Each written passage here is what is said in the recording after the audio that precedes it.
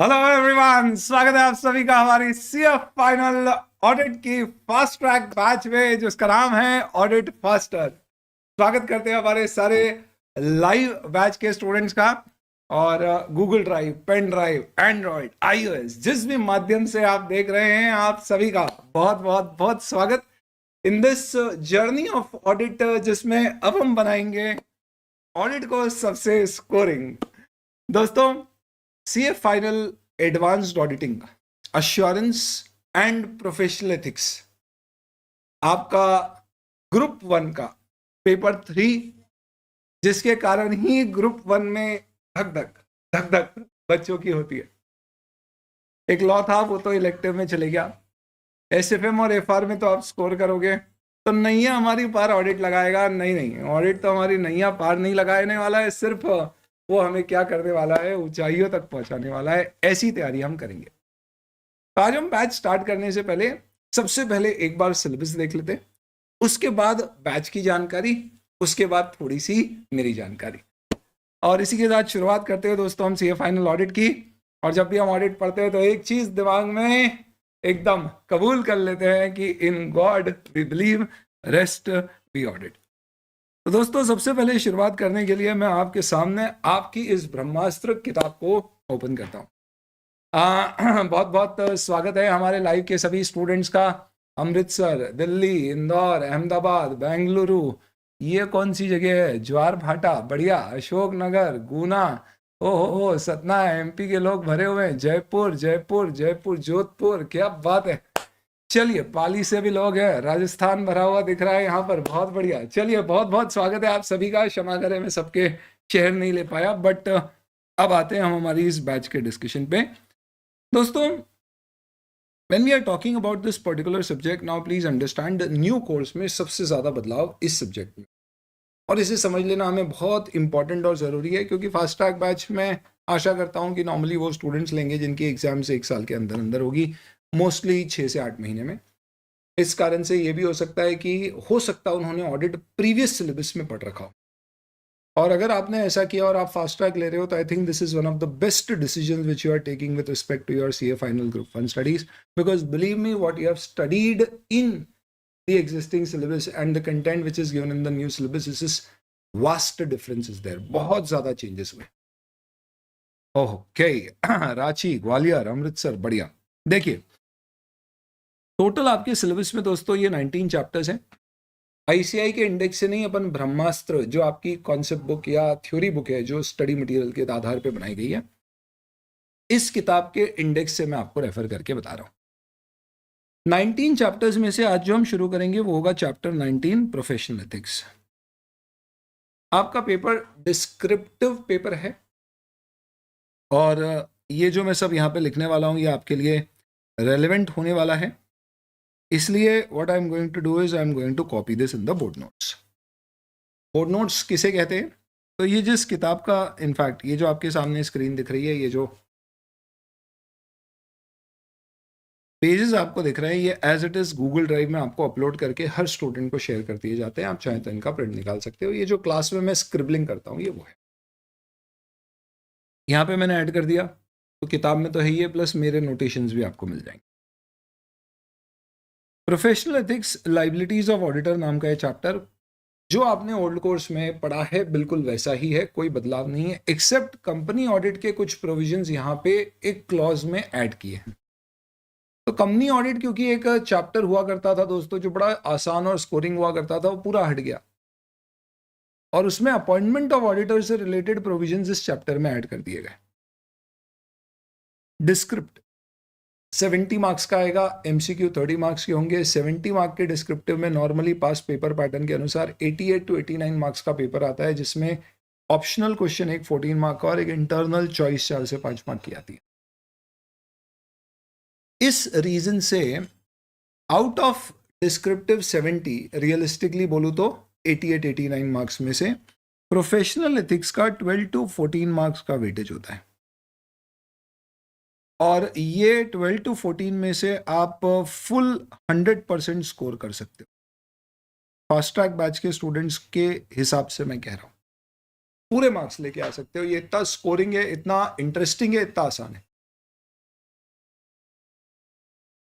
इसके बाद सबसे ज़्यादा वेटेज अगर इंस्टीट्यूट ने किसी को दिया है तो एथिक्स से भी ज़्यादा इनफैक्ट अगर देखें तो स्टैंडर्ड्स को दिया है। इंस्टीट्यूट ने शुरू के 11 चैप्टर अब पूरे स्टैंडर्ड बेस्ड कर दिए। मैंने ये नहीं बोला सिर्फ एसेज है इनमें, ये स्टैंडर्ड बेस्ड चैप्टर है 11। और इसीलिए आपकी ब्रह्मास्त्र को हमने 2 वॉल्यूम में डिवाइड किया। जो वॉल्यूम 1 अब मिलेगी आपको, उसमें चैप्टर 1 to 11 होंगे स्ट्रिक्ट। ये आपको पेज नंबर्स दिख रहे हैं, जिसमें सारे स्टैंडर्ड बेस्ड चैप्टर कवर्ड है। इंस्टीट्यूट ने चैप्टर के नाम दिए हैं जैसे क्वालिटी कंट्रोल, और इसके अंदर स्टैंडर्ड कवर किया है SQC 1 और SA 220। चैप्टर 2 को नाम दिया है general auditing principles and auditors responsibility, जिसमें ऐसे कवर किए हैं 240, 50, 60, 99, 402 ब्रीफली। इस तरह से अगर आप देखेंगे तो चैप्टर 1 to 7 जो हैं उनमें वो ऐसे कवर किए गए हैं जो ओल्ड कोर्स में भी होते थे। 8 चैप्टर में 800 सीरीज कवर की गई है, ये न्यू एडिशन है, ये ओल्ड कोर्स में नहीं होता। और 9, 10, 11 चैप्टर में आपकी 2000 to 4000 सीरीज के स्टैंडर्ड्स कवर किए गए हैं, जिनमें कुछ रिव्यू तो कुछ अदर प्रोसीजर्स और कुछ रिव्यू, कुछ non historical assurance financial data पे या नॉन फाइनेंशियल डेटा पे अश्योरेंस सर्विसेज यानी अदर अश्योरेंस, और कुछ specified audit non audit procedures related service जिसे कहते हैं, उससे रिलेटेड स्टैंडर्ड है। 2000 series review, 3000 other assurance, 4000 related service, ये नए आ गए। प्लस बहुत सारा कंपनी ऑडिट इस पर्टिकुलर चैप्टर में ऐड कर दिया गया। सेक्शन 143 कंपनीज एक्ट का जो ड्यूटीज ऑफ ऑडिटर के प्रोविजन है, पावर का सबसेक्शन 1 नहीं, बाकी सब ड्यूटी 145 और पूरी की पूरी कारो। तो जो लोग कहते हैं कि कंपनी ऑडिट हट चुका है, वो ध्यान रखे कि वो एक लिमिट तक हटा है, पूरी तरह से नहीं हटा है, और वो चैप्टर 7 में शामिल किया गया। अब एक बहुत इंपॉर्टेंट बात मैं आपसे पूछना चाहता हूं, हम शुरू के कुछ समय को पूरी तरह से हमारे सब्जेक्ट को ग्रिप पे लेने पे इन्वेस्ट करेंगे। तो मैं आपसे ये पूछना चाहता हूं, इंटर में भी आप लोगों ने पढ़ रखा है, फाइनल में अगर आप लोगों को पता हो तो इंस्टीट्यूट पहले एक अलग से किताब देता था ऑडिटिंग प्रोनाउंसमेंट्स की। मेरा आपसे सवाल यह है कि SAs now are to be studied completely based on the bare text as it was required in old course, or you have to study essays only to the extent of content given in the ICI new study material relating to essay based or standard based chapters। एक सवाल पूछा है, आप click कर सकते हैं ताकि आपको पोल में पार्टिसिपेट करने का मौका मिले। और इसके ऊपर मैं पूरे 5 मिनट देना चाहूंगा, क्योंकि ये इतना ज़्यादा इंपॉर्टेंट डिस्कशन है दोस्तों कि इससे आपकी अप्रोच सही और गलत डिसाइड हो जाएगी पूरी पढ़ने की, और ये डे 1 पे आप सही कर लीजिए। ओल्ड कोर्स में इंस्टीट्यूट ऑडिट एंड प्रोनाउंसमेंट की एक किताब देता था और आपको कहता था कि भाई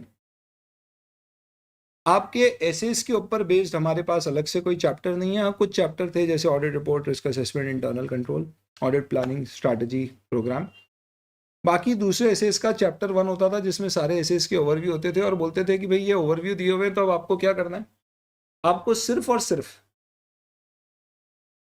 जो ओवरव्यू दिया है उतना नहीं पढ़ना है, आपको वेयर एसेस की टेक्स्ट के अनुसार जितना पूरा कंटेंट है वो पूरा कवर करना। Old course.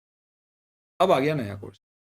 नए कोर्स में वो जो सिर्फ एक चैप्टर होता था ओवरव्यू का, उसकी जगह आपको मैंने अभी दिखाया 1 to 11 चैप्टर कर दिए। 1 to 7 तो बोल ही सकते, 8 to 11 नए आए, जिसमें कुछ चैप्टर पहले भी थे, रिस्क असेसमेंट, ऑडिट प्लानिंग वाले, बाकी सब नए ऐड हो गए। और इन सब के अंदर ऐसे का कंटेंट, क्या ये 100% ऑफ द ऐसे को कवर करता है? ऑब्वियसली नहीं। क्या इसमें ऐसे के सारे कंटेंट कवर्ड है? आई विल नॉट से in all standards it is covered like, तो इंस्टीट्यूट से दोस्तों we personally discussed this and we have got an idea from the institute and institute is very clear कि final में standards आपके syllabus में पूरी तरह। तो हमने कहा भाई आपने तो कहा था कि इंटर बेस्ड जो स्टैंडर्ड है वो फाइनल के सिलेबस में नहीं है। इनफैक्ट आपने कहा था कि उसका स्टूडेंट को सिर्फ एक एप्लीकेशन बेस्ड स्टडी करना है। तो उन्होंने कहा ये बिल्कुल सही है कि जो इंटर कैटेगरी के स्टैंडर्ड्स थे जो आपके यहाँ पे चैप्टर मोस्टली अगर आप देखेंगे तो 5 और 6 में आपको दिखेंगे, इन स्टैंडर्ड्स पे हम एप्लीकेशन बेस्ड क्वेश्चन पूछेंगे, थ्योरेटिकल क्वेश्चन नहीं पूछेंगे। पर एक भी स्टैंडर्ड ऐसा नहीं है जो आपके सिलेबस में कवर्ड नहीं है, आपको सारे पढ़ने। तो इसका मतलब सर आईसीआई का स्टडी मटेरियल ब्रह्मास्त्र नहीं है, उसके बाहर भी हमें पढ़ना पड़ेगा। तो थैंकफुली स्टडी मटेरियल इतना अच्छा बनाया है दोस्तों इस बार की मेजॉरिटी स्टैंडर्ड का सफिशिएंट कंटेंट जो नॉर्मली पास्ट में पूछा जाता है वो कवर्ड है। पर फिर भी कुछ स्टैंडर्ड्स है जहां पर कमियां हैं, जहां पे कवरेज कम है। कैसे पता आपको सर कम है? क्योंकि उन क्वेश्चंस या उन मुद्दों के ऊपर पहले एग्जाम में क्वेश्चन पूछे जा चुके हैं और वो आईसीआई के स्टडी मटेरियल में है ही नहीं। जैसे स्टैंडर्ड ऑन क्वालिटी कंट्रोल के ऊपर कुछ ऐसे मैटर्स हैं जिसपे सवाल पूछे जा चुके हैं पर वो आईसीआई के स्टडी मटेरियल में जो ओल्ड कोर्स पे क्वेश्चन पूछे जा चुके हैं एसक्यूसी 1 के ऊपर बेस्ड, वो स्टडी मटेरियल में उसका कंटेंट ही नहीं है। हो सकता है एग्जामिनर वही क्वेश्चन रिपीट पूछ ले, तो आप कुछ नहीं कह पाओगे। अरे आपकी कॉपी में मार्क्स आपको सही नहीं मिलते तो आप कुछ नहीं कह पाते, अपन कुछ नहीं कह पाते, बात करते रह जाते, फिर बोलते चलो यार तैयारी करो, कौन समय खराब करेगा, तो अपने को भिड़ना नहीं।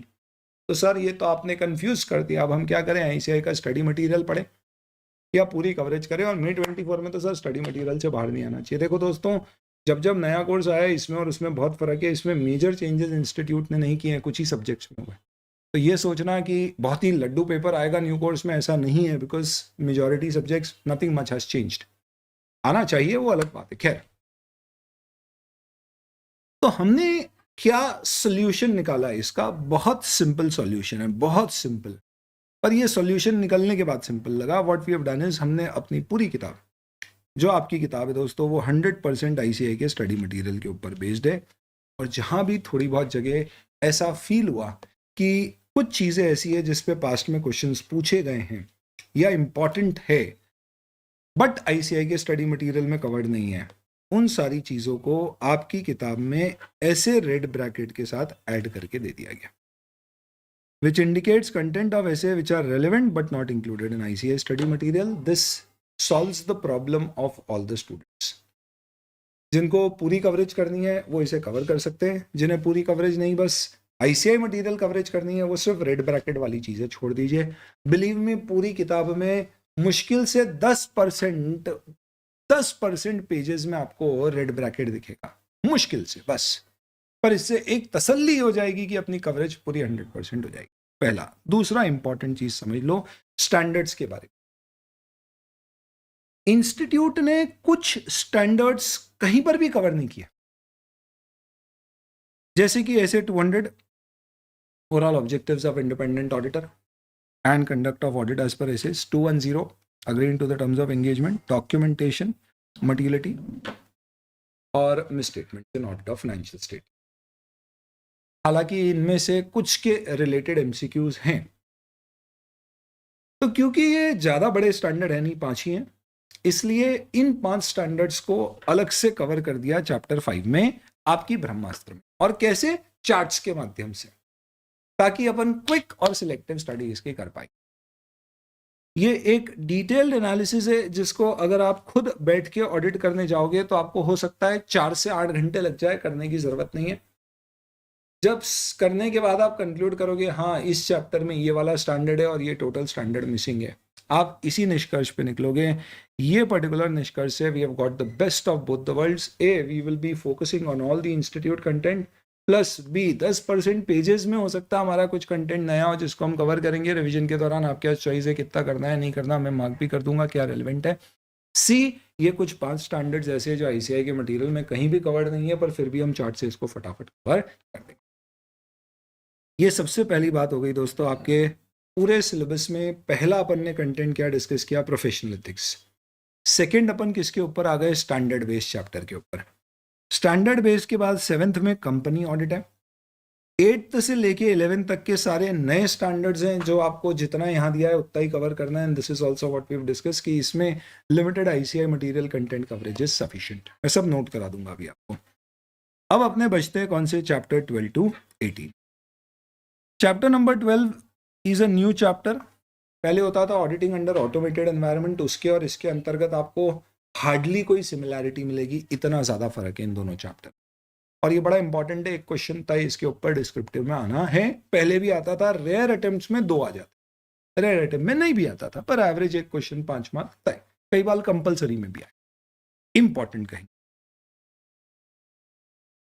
लेंदी चैप्टर है, बहुत ही क्रिस्प नोट्स बना के आपको पूरे स्टडी मटेरियल को इस तरह से कवर किया है कि आप पढ़ भी पाओगे, समझ भी पाओगे और रिवाइज करके याद भी एग्जाम से पहले रख पाओगे। Group audit is audit of consolidated financial statement. ये ओल्ड सिलेबस में भी था और ये मोर और लेस वैसा ही chapter. Audit of banks is more और less similar to the old syllabus. NBFC में मेजर चेंजेस हुए, मेजर। और दोस्तों ऐसा है कि भले ही चेंजेस 30% है, पर वो 30% का वेटेज नॉर्मल क्वेश्चंस या नॉर्मल टॉपिक से 2 गुना होगा। तो आप समझ सकते हो weighted average importance of the changes are much. तो एनबीएफसी पूरी तरह से चेंज हुआ है।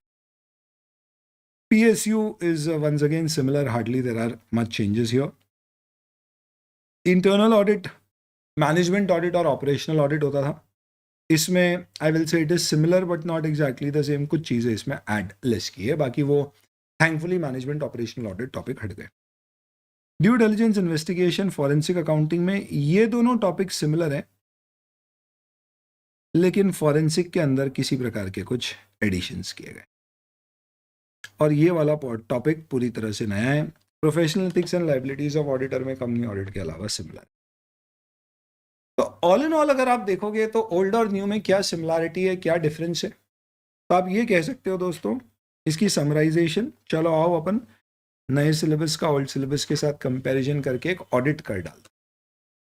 और इससे पहले आप देख सकते हो दोस्तों जनता की पोल कैसी रही। पोल से आपको साफ साफ समझ में आ रहा है कि कितना बड़ा कंफ्यूजन है स्टैंडर्ड्स के ऊपर। इक्वली डिवाइडेड पॉपुलेशन है हमारी, और इसके लिए आपको क्या करना चाहिए, should we study from the bare text. तो ऑब्वियस सी बात है बेयर टेक्स्ट से पढ़ने की जरूरत कभी भी नहीं है, ना ओल्ड में थी ना न्यू में, क्योंकि आप उतना रिटेन नहीं कर पाओगे। बट यस, आपका सिलेबस कॉम्प्रिहेंसिव था, बहुत सारी चीज़ें कवर थी। अपन उतनी पूरी कवरेज यहाँ पे रखेंगे, बट फोकस अपना आ जाएगा स्टैंडर्ड स्टडी मटेरियल के कंटेंट के। और पता है एक्स्ट्रा काका कितना कितना पढ़ रहे हैं, पर छूटे का कुछ भी नहीं, कवर हम पूरा करेंगे। Weightage of time allocated importance के हिसाब से चेंज होगा फास्ट ट्रैक बैच में obviously, but coverage will be full. अपन एक सिलेबस का एनालिसिस कर लेते हैं। चैप्टर 1 to 7 आपके ऐसे बेस्ड चैप्टर हैं, जो कि अप्रोच चेंज हो गई है, कंटेंट सिमिलर है। 7 में कंपनी ऑडिट का सर्टन पोर्शन आ गया है, बहुत सारा डिलीट हो गया है। कारो पूरी की पूरी है। रिपोर्ट सर्टिफिकेट पहले भी होते थे, अभी भी है। अगेन अप्रोच चेंज हो गई है, मोर और लेस कंटेंट सिमिलर है। ये सब नए स्टैंडर्ड्स आ गए हैं आपके। 12 और 18 नए चैप्टर आ गए। 13 से 17 और 19 मोर और लेस सेम सिमिलर है। एथिक्स में कंपनी ऑडिटर ऐड किया गया है। इनमें मोर और लेस आपके वही टॉपिक्स हैं जो पहले हुआ करते थे, पर अंदर कहीं कहीं थोड़े बहुत चेंजेस हैं, और चेंजेस ज़्यादा इंपॉर्टेंट है। तो मैंने ये कहा कि एमसीक्यू के पॉइंट ऑफ व्यू से अगर आप देखेंगे तो सबसे ज्यादा इंपॉर्टेंस एमसीक्यू में किसका होता है? हिस्टोरिकली देखा गया है कंपनी ऑडिट और जितने भी आपके ये स्पेसिफिक एंटिटीज के ऑडिट होते हैं, डिजिटल एनवायरनमेंट में कैसे ऑडिट करोगे, बैंक का कैसे, एनबीएफसी का कैसे, ये हमेशा ज्यादा इंपॉर्टेंट। तो लॉ बेस्ड, प्रोविजन बेस्ड जितने भी चैप्टर है, जैसे कंपनी ऑडिट हो गया, प्लस जो इंडिविजुअल चैप्टर्स है, ये एमसीक्यू के पॉइंट ऑफ व्यू से ज़्यादा इंपॉर्टेंट होते हैं। वहीं पर एथिक्स के ऊपर हिस्टोरिकली बहुत कम एमसीक्यूज पूछे जाते हैं। स्टैंडर्ड एवरेज इंपॉर्टेंस वाले हैं, बहुत ज़्यादा एज सच आप देखोगे तो नहीं मिले। हालांकि इंस्टीट्यूट ने इंटीग्रेटेड केस स्टडी स्टैंडर्ड्स पे काफ़ी अच्छी इंक्लूड करी है, मैं उस बारे में बात करूँगा अभी। तो पता नहीं अब एक आध दो अटेम्प्ट के बाद समझ में आएगा, बट ये पास्ट एक्सपीरियंस से बता रहा हूँ। डिस्क्रिप्टिव के पॉइंट ऑफ व्यू से डिस्कस कर रहा था। कंपलसरी क्वेश्चन जो आता है आपका वो एसेज से आता है, तो सबसे इंपॉर्टेंट हिस्टोरिकली एसेज रहे हैं कंपलसरी क्वेश्चन के पॉइंट ऑफ व्यू से, कंटेंट के पॉइंट ऑफ व्यू से। इसके अलावा जो आपके नए स्टैंडर्ड है, मुझे लगता है उनका वेटेज 2 स्टार कोई बहुत ज़्यादा पहले होते थे, 2017 से पहले। आई बीन टीचिंग सिंस 2006, तब हम पढ़ाते थे नए वाले स्टैंडर्ड। 2017 से ये स्टैंडर्ड हटाया गया, वापस से इसको इंक्लूड कर दिया गया। ये क्योंकि नए चैप्टर आए तो मैं इन्हें 3 स्टार इंपॉर्टेंस दूंगा। This will also be 2 to 3 star depending on individual chapters, and ethics definitely is a 3 star. इसमें अपने को इंडिविजुअली पिक करना पड़ेगा, जैसे CFS का 1 स्टार होगा, बैंक ऑडिट 2 स्टार, NBFC में अमेंडमेंट है तो 3 star, PSU is 1 star, internal audit is like 1 star, investigation is 2 star, forensic में नई एडिशन है तो 3 स्टार। कंपनी ऑडिट का पोर्शन रिलेटिवली अब पिछले से कम है तो मैं CFS को तो दे देता हूँ। इस तरह से ये मेरा एक्सपेक्टेशन है, ये इनका वेटेज होना। हमारी फास्ट ट्रैक बैच में अप्रोच क्या रहेगी? अपन सबसे पहले दोस्तों शुरू करेंगे एथिक्स से, फिर एथिक्स कवर करके हम क्या करेंगे, हम ये जो आपके चैप्टर 13 to 17 है ना, ये कवर कर लेंगे। यानी इफेक्टिवली आप देखो अपन क्या करने वाले हैं, 13 to 17 और 19 ये वाले कवर हो जाएंगे, ताकि अपने सारे इंडिविजुअल चैप्टर्स कवर हो जाएंगे, जो एक तरह से देखा जाए तो MCQ पॉइंट ऑफ व्यू से बड़े क्रिटिकल है, इंपॉर्टेंट है, और डिस्क्रिप्टिव में भी वेटेज ठीक ठाक है। फिर अपन एसएस पे चले जाएंगे, एसएस करते जाएंगे, बीच में अपना चैप्टर 7 आएगा तो कंपनी ऑडिट पे शिफ्ट हो जाएंगे, वो पूरे कर लेंगे, बचे हुए स्टैंडर्ड्स एंड डिजिटल। तो ये हमारा मोरलेस क्लास पे सीक्वेंस रहेगा। पढ़ने का तरीका बहुत ही सिंपल है, आपको कुछ भी नहीं करना है, सिर्फ किताब खोल के रखना है और किताब से आपको रिव्यू। मतलब इसका ये है कि आपको सिर्फ किताब में मार्किंग करते जाना है, अलग से नोट्स वोट्स बनाने की कोई ज़रूरत नहीं है। थोड़ी बहुत स्क्रिबलिंग के लिए आपको कॉपी लगेगी, कई क्वेश्चन आंसर्स हम क्लास में डिस्कस करेंगे, राइटिंग कैसे करना है, या ऐसी कुछ इंपॉर्टेंट चीज़ें बताऊंगा, आपको लिखने की इच्छा है तो आप ले लेना, अदरवाइज जो भी मैं लिखता हूँ वो सब आपको बोर्ड नोट्स PDF में मिल जाएंगे, आप उसे डाउनलोड करके प्रिंट निकाल सकते हो, तो फास्ट ट्रैक बैच में लिखने की कोई ज़रूरत नहीं। तो मैं आपको बैच के फटाफट फीचर्स बता देता हूँ। इसमें किसी को कोई डाउट है, अच्छे से सिलेबस समझ में आ गया एक बार आपको तो बता दीजिए, तो फिर मैं आगे बढ़ता।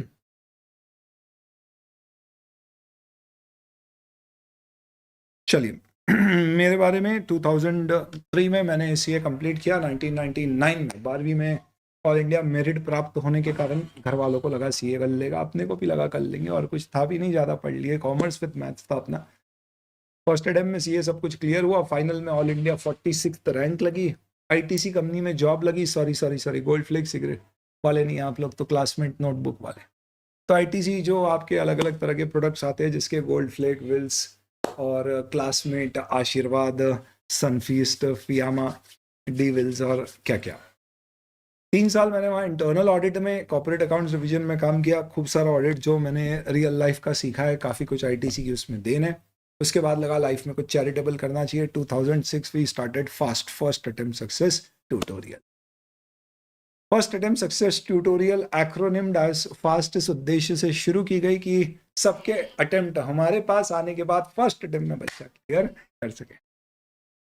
एनीवेज कोशिश ये थी कि हर किसी का परफॉर्मेंस पहले से बेहतर किया जा सके, और क्या ऐसा हुआ? तो हमारी उपलब्धियां बेसिकली आप लोगों की उपलब्धियां हैं।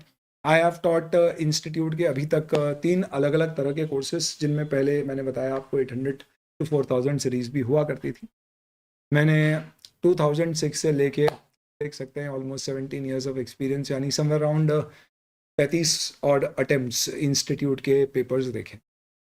पिछले 5-10 साल से आप देखेंगे तो यूट्यूब पे जिस दिन एग्ज़ाम का पेपर होता है उसी दिन मैं उसका रिव्यू भी शेयर करता हूँ, विद जस्ट सिंपल इंक्लिनेशन की कुछ स्टूडेंट्स आते हैं रिव्यू देखना, प्लस एक पेपर का अपडेशन सभी स्टूडेंट को मिलता है। और मैं कहता हूँ हमेशा जिनके एग्जाम्स अभी नहीं थे वो लोग डेफिनेटली रिव्यू को देखें, ताकि आपको ओरिएंटेशन आपके एग्जाम्स के लिए मिले। हमारी उपलब्धियाँ, स्टूडेंट्स की उपलब्धियाँ हैं, all India rank 1, 2, 3 CA final के स्टूडेंट्स प्राप्त कर चुके हैं। ऑडिट में बेस्ट पेपर अवार्ड प्राप्त कर चुके हैं। अभी तक 2 स्टूडेंट्स को बेस्ट पेपर अवार्ड मिले हैं, मोहित अग्रवाल और पलक अग्रवाल। तो यहाँ पे भी अगर कोई अग्रवाल है तो आपके चांसेस बड़े प्रबल हैं, और नहीं है तो आपके प्रबल चांसेस है कि आप इस रिकॉर्ड को तोड़ेंगे। एक बार ऑल इंडिया हाईएस्ट आए थे ऑडिट पे 85 मार्क्स, और एक बार ऑल इंडिया हाईएस्ट आए थे ऑडिट में 70 मार्क्स। 70 मार्क में ऑल इंडिया हाईएस्ट, सर झूठ बोल रहे हो, उसे इंस्टीट्यूट की तरफ से पेपर मिला था, 12,000 रुपये मात्र की स्कॉलरशिप मिली। With certificate of best paper award 70 marks पे। पलक अग्रवाल ईवाई में काम करती है, अभी टैक्स डिपार्टमेंट में है, कोई आपकी जान पहचान हो तो पता कर लेना। इसका मतलब क्या है दोस्तों, ऑडिट एक ऐसा पेपर है जिसकी marking attempt to attempt very करती है। पिछले अटेम्प्ट में 9 मार्क की ग्रेस दी गई। 9 मार्क की grace, are you joking? No I am not. Ask your colleagues जिन्होंने पेपर्स मंगाए वो बताएंगे। और कुछ ऐसे भी अटेम्प्ट होते हैं जो 0 मार्क की ग्रेस होती है। डेफिनेटली ग्रेस देने का कारण इंस्टीट्यूट ने कहीं पेपर में गलती करी होगी, कुछ होगा इस कारण से दी होगी, वो कोई मुफ्त के नहीं बांटते होंगे। कई बार मॉडरेशन भी होता है, रिजल्ट बहुत कम होता है तो बढ़ाने के लिए। फर्स्ट ग्रुप का रिजल्ट बहुत खराब आया था तो हो सकता है बढ़ाने के लिए दिया हो। पर हम तैयारी उस केस की कर रहे हैं जहाँ पे 0 मार्क्स की ग्रेस है, हमें खैरात के मार्क्स नहीं। हाँ वो गलती करे उसके लिए मार्क्स दे, बात अलग। इसलिए ऑडिट में ये कहना कि 60+ तो मैं स्कोर करके ही रख दूंगा, ये आपके हाथ में नहीं है, मेरे हाथ में नहीं है, ये इंस्टीट्यूट के हाथ में है और हमारे हाथ में, किसी एक के हाथ में। हम हमारा बेस्ट देंगे, कोशिश जरूर करेंगे दोस्तों कि अगर एक भी बच्चा 60+ लेके आ रहा है तो मैं भी टारगेट करूँ। थैंकफुली इंस्टीट्यूट ने थोड़ा सा सफाई करी है मटेरियल में, कंटेंट में, तो सिलेबस थोड़ा स्क्वीज हुआ है, बहुत ज्यादा नहीं। ऐसे आप देखोगे तो number of pages overall module में आप देखोगे तो कम हुए हैं, पर अगर आप जिन चीज़ों को उन्होंने यहाँ पर सिलेक्टिवली कवर किया है, कंप्लीटली कवर नहीं किया, अगर मैं उसे जोड़ दूँ तो इफेक्टिवली बढ़ जाते। बट कोई मेजर एज सच ऐसा नहीं है कि सिलेबस एकदम 70% हो गया है, यानी 30% कट कर दिया गया या बढ़ा दिया गया 125-30% कर दिया है। It is you can say जैसा पहले था उसका 80 to 90% ईजिली अभी भी सिलेबस है, पर हाँ 10-15% कम हुआ है overall in terms of number of topics and everything. दोस्तों आपने सब्जेक्ट समझ लिया, मुझे समझ लिया, तो अब आते हैं अपन किसके ऊपर। पढ़ना क्या है, एक छोटा सा रजिस्टर बनाना, शुरू के 5 पन्ने छोड़ देना, 5 पन्नों में इंडेक्स रखना, लेक्चर 1 में क्या क्या टॉपिक्स पढ़े थे, और जितनी आप उसमें जर्नलिंग करना चाहो, डिटेलिंग करना चाहो कर लो। बाद में आपको बैकअप देखने के लाइव स्टूडेंट्स के लिए या रिकॉर्डेड वालों को भी कभी एग्जैक्टली आइडेंटिफाई करना है तो पता पड़ जाएगा। मैं भी इंडेक्स देता हूँ पर आप डिटेल बना सकते हो। मेरा इंडेक्स जो रहेगा वो थोड़ा सा डिटेल नहीं रहेगा, आउटलाइन बेस्ड रहेगा। कॉपी में ज़्यादा कुछ लिखने की ज़रूरत नहीं है। डेली बेसिस पे आपको 30 मिनट यानी 2 घंटे के लेक्चर होंगे हमारे, 2 आवर्स के। आपको 30 मिनट्स रिवीजन के लिए अलॉट करने हैं डेली बेसिस पे, plus 30 minutes question answer solve करने। इसके अलावा आपको टोटल 75 आवर्स यानी 2 घंटे के हमारे, आप यूँ समझ लीजिए 37-38 लेक्चर्स होंगे, यानी कि 5 टेस्ट होंगे। इसका मतलब हर 7 लेक्चर के बाद आपका एक टेस्ट होगा। रफली हम इन 5 टेस्ट में क्या करेंगे, आपसे 5 टुकड़ों में पूरे ऑडिट को कवर कर देंगे, और फिर एक छठा टेस्ट होगा जिसमें पूरे ऑडिट के सिलेबस को कवर किया जाए। फास्टर बैच के स्टूडेंट्स, क्योंकि आपके एग्जाम सामने है इसलिए आपके मंसूबे थोड़े ज़्यादा मजबूत होंगे रेगुलर वाले स्टूडेंट से। इस कारण से आपसे उम्मीद है कि आप daily 30 minute revision, 30 minute question answer, और हर हफ्ते जो टेस्ट होंगे उन टेस्ट को देंगे। आपको बाकायदा फीडबैक भी मिलेगा, चेक होके कॉपी। जीडी वाले स्टूडेंट्स भी साथ साथ में अगर क्लास देख रहे हैं और टेस्ट देना चाहें तो दे दीजिए, आपको भी ये सुविधा दी जाएगी। और आपको 3 दिन का ग्रेस पीरियड भी देंगे, जिस दिन लाइव के टेस्ट होंगे आप 3 दिन आगे पीछे भी दे सकते हो, पीछे ही दे पाओगे। कहने का मतलब यह है कि जिसने इतना कर दिया दोस्तों, आपकी ऑडिट की परेशानी खत्म। मैं ये तो नहीं बोल रहा कि आपको ऑडिट पूरा ऑन टिप्स कंठस्थ हो जाएगा, पर मैं आपको ये बोल रहा हूँ कि आप ऑडिट में इतने कॉन्फिडेंट होगे कि आपके पास एग्जैक्ट स्ट्रैटेजी होगी कि मेरा पूरा ऑडिट कवर हो गया है, मुझे जैसा आखिरी क्लास में सर ने बताया बस मुझे वैसे रिवाइज करना है और मैं सीधे एग्जाम में फोड़ के, ये फैक्ट है। पर उसके लिए आपको ये समय अभी देना पड़ेगा। इस सब्जेक्ट की दोस्तों एक डिमांड है, 300 घंटे की डिमांड है लेक्चर्स के अलावा। अगर आपने क्लास के साथ साथ में 150 आवर्स इस सब्जेक्ट को दे दिया तो आपको बाद में 150 आवर्स ही देना पड़ेंगे आपके सारे रिविजन्स मिला के। पर अगर आपने क्लास के साथ साथ सेल्फ स्टडी में इस पे समय कम दिया तो बाद में आपके आवर्स बढ़ेंगे। आपको बाद में आवर्स उतने मिलेंगे नहीं देने के लिए, तो फिर आप सिलेक्टिव अप्रोच पे जाओगे, फिर आप ढूंढोगे ये छोड़ दूँ वो कर लूँ, याद नहीं होता। ऐसी बातें जो आमतौर पर जनता करती है आप वो सुनोगे और आप भी मान लोगे ऐसा ही होता है। क्योंकि जो समय से पढ़ाई कर रहा है वो ये बातें नहीं कर रहा है, उसकी बातें कोई सुन नहीं रहा है, इसलिए आपके मन में वो चीज़ नहीं आ रही है। और ना ही आप ये सुनना चाहते हो कि भैया मैंने तो सिस्टमेटिकली बताया, मेरी तो तैयार है ऑडिट। आप बोलते हो हटाओ ये हमारे वाला है ही नहीं, हमें इसकी बात ही नहीं सुनना। हमें तो उसकी बात सुनना है जो परेशान है। क्यों? क्योंकि हमें भी वैसी फीलिंग आ रही है। तो दोनों गड्ढे में तो क्या बात है। विपरीत परिस्थितियां भी कट जाती है अगर साथ हो तो, बस हमें साथ ही चाहिए, और विपरीत परिस्थितियां तो हम हमारे लिए बना रहे हैं, ऐसा नहीं करेंगे। क्वेश्चन आंसर्स डेली करने हैं आपको, मैं बताऊंगा कौन से, और डेली रिवीजन करना है, बस इससे ज़्यादा समय नहीं देना है आपको, सिर्फ टेस्ट पे आपको एक्स्ट्रा टाइम देना है, दैट्स इट। 75 घंटे में पूरा कोर्स कवर कर लेंगे दोस्तों अपन। किताब में आपको सिंपल एक ब्रह्मास्त्र मिलेगी 2 पार्ट्स में, ताकि आप ले लेके पढ़ो तो आपको हल्की किताब रहे। you'll get 1 ब्रह्मास्त्र। सेकेंड, आपको क्वेश्चन बैंक मिलेगी जो सिंगल बुक है, जिसमें पूरा क्वेश्चन बैंक कवर्ड है, डिस्क्रिप्टिव, और एक किताब है जिसमें पूरे एमसीक्यूज कवर्ड। यानी अगर आप ऐसे देखोगे तो आपको हो सकता है टोटल 4 वॉल्यूम्स में चीजें दिखें। क्वेश्चन बैंक एक वॉल्यूम में, एमसीक्यू बुक एक वॉल्यूम में, एक्सक्यूज मी, क्वेश्चन बैंक एक वॉल्यूम में, एमसीक्यू बुक एक वॉल्यूम में, और ब्रह्मास्त्र 2 वॉल्यूम। इसमें आपका पूरा कंटेंट आ गया। ड्रोन चार्ट्स अंडर प्रिपरेशन है, जब होंगे तब की बात करें। पढ़ाई हमारी पूरी इससे होगी, यूट्यूब पे रिवीजन भी आपको ब्रह्मास्त्र ही मिलेंगे। टेस्ट मैंने बता दिया, लाइव को 100% बैकअप मिलता है। डाउट्स आप यहाँ पर ईमेल करके पूछ सकते हो, फास्ट की ऐप पे पूछ सकते हो, ये सबसे सही तरीका है। एग्जाम से पहले हम टेलीग्राम पे भी ओपन कर देते हैं। अमेंडमेंट्स आपको जब जब जैसे जैसे होंगे वैसे वैसे मिलते जाए। रूल सिंपल सा है, स्टैंडर्ड इंडेस ये सब चेंज होते हैं तो 1 साल बाद एप्लीकेबल होते हैं, बाकी सारे नोटिफिकेशन बेस्ड अमेंडमेंट 6 महीने बाद। इसका मतलब आप यूँ समझ लीजिए कि मई एग्जाम है तो 31 अक्टूबर तक के, और नवंबर है तो 30 अप्रैल। बताइए आपको कैसे मिलेंगे, यूट्यूब या फास्ट ऐप पे। आपको अमेंडमेंट्स और इन सब की चिंता करने की ज़रूरत नहीं है।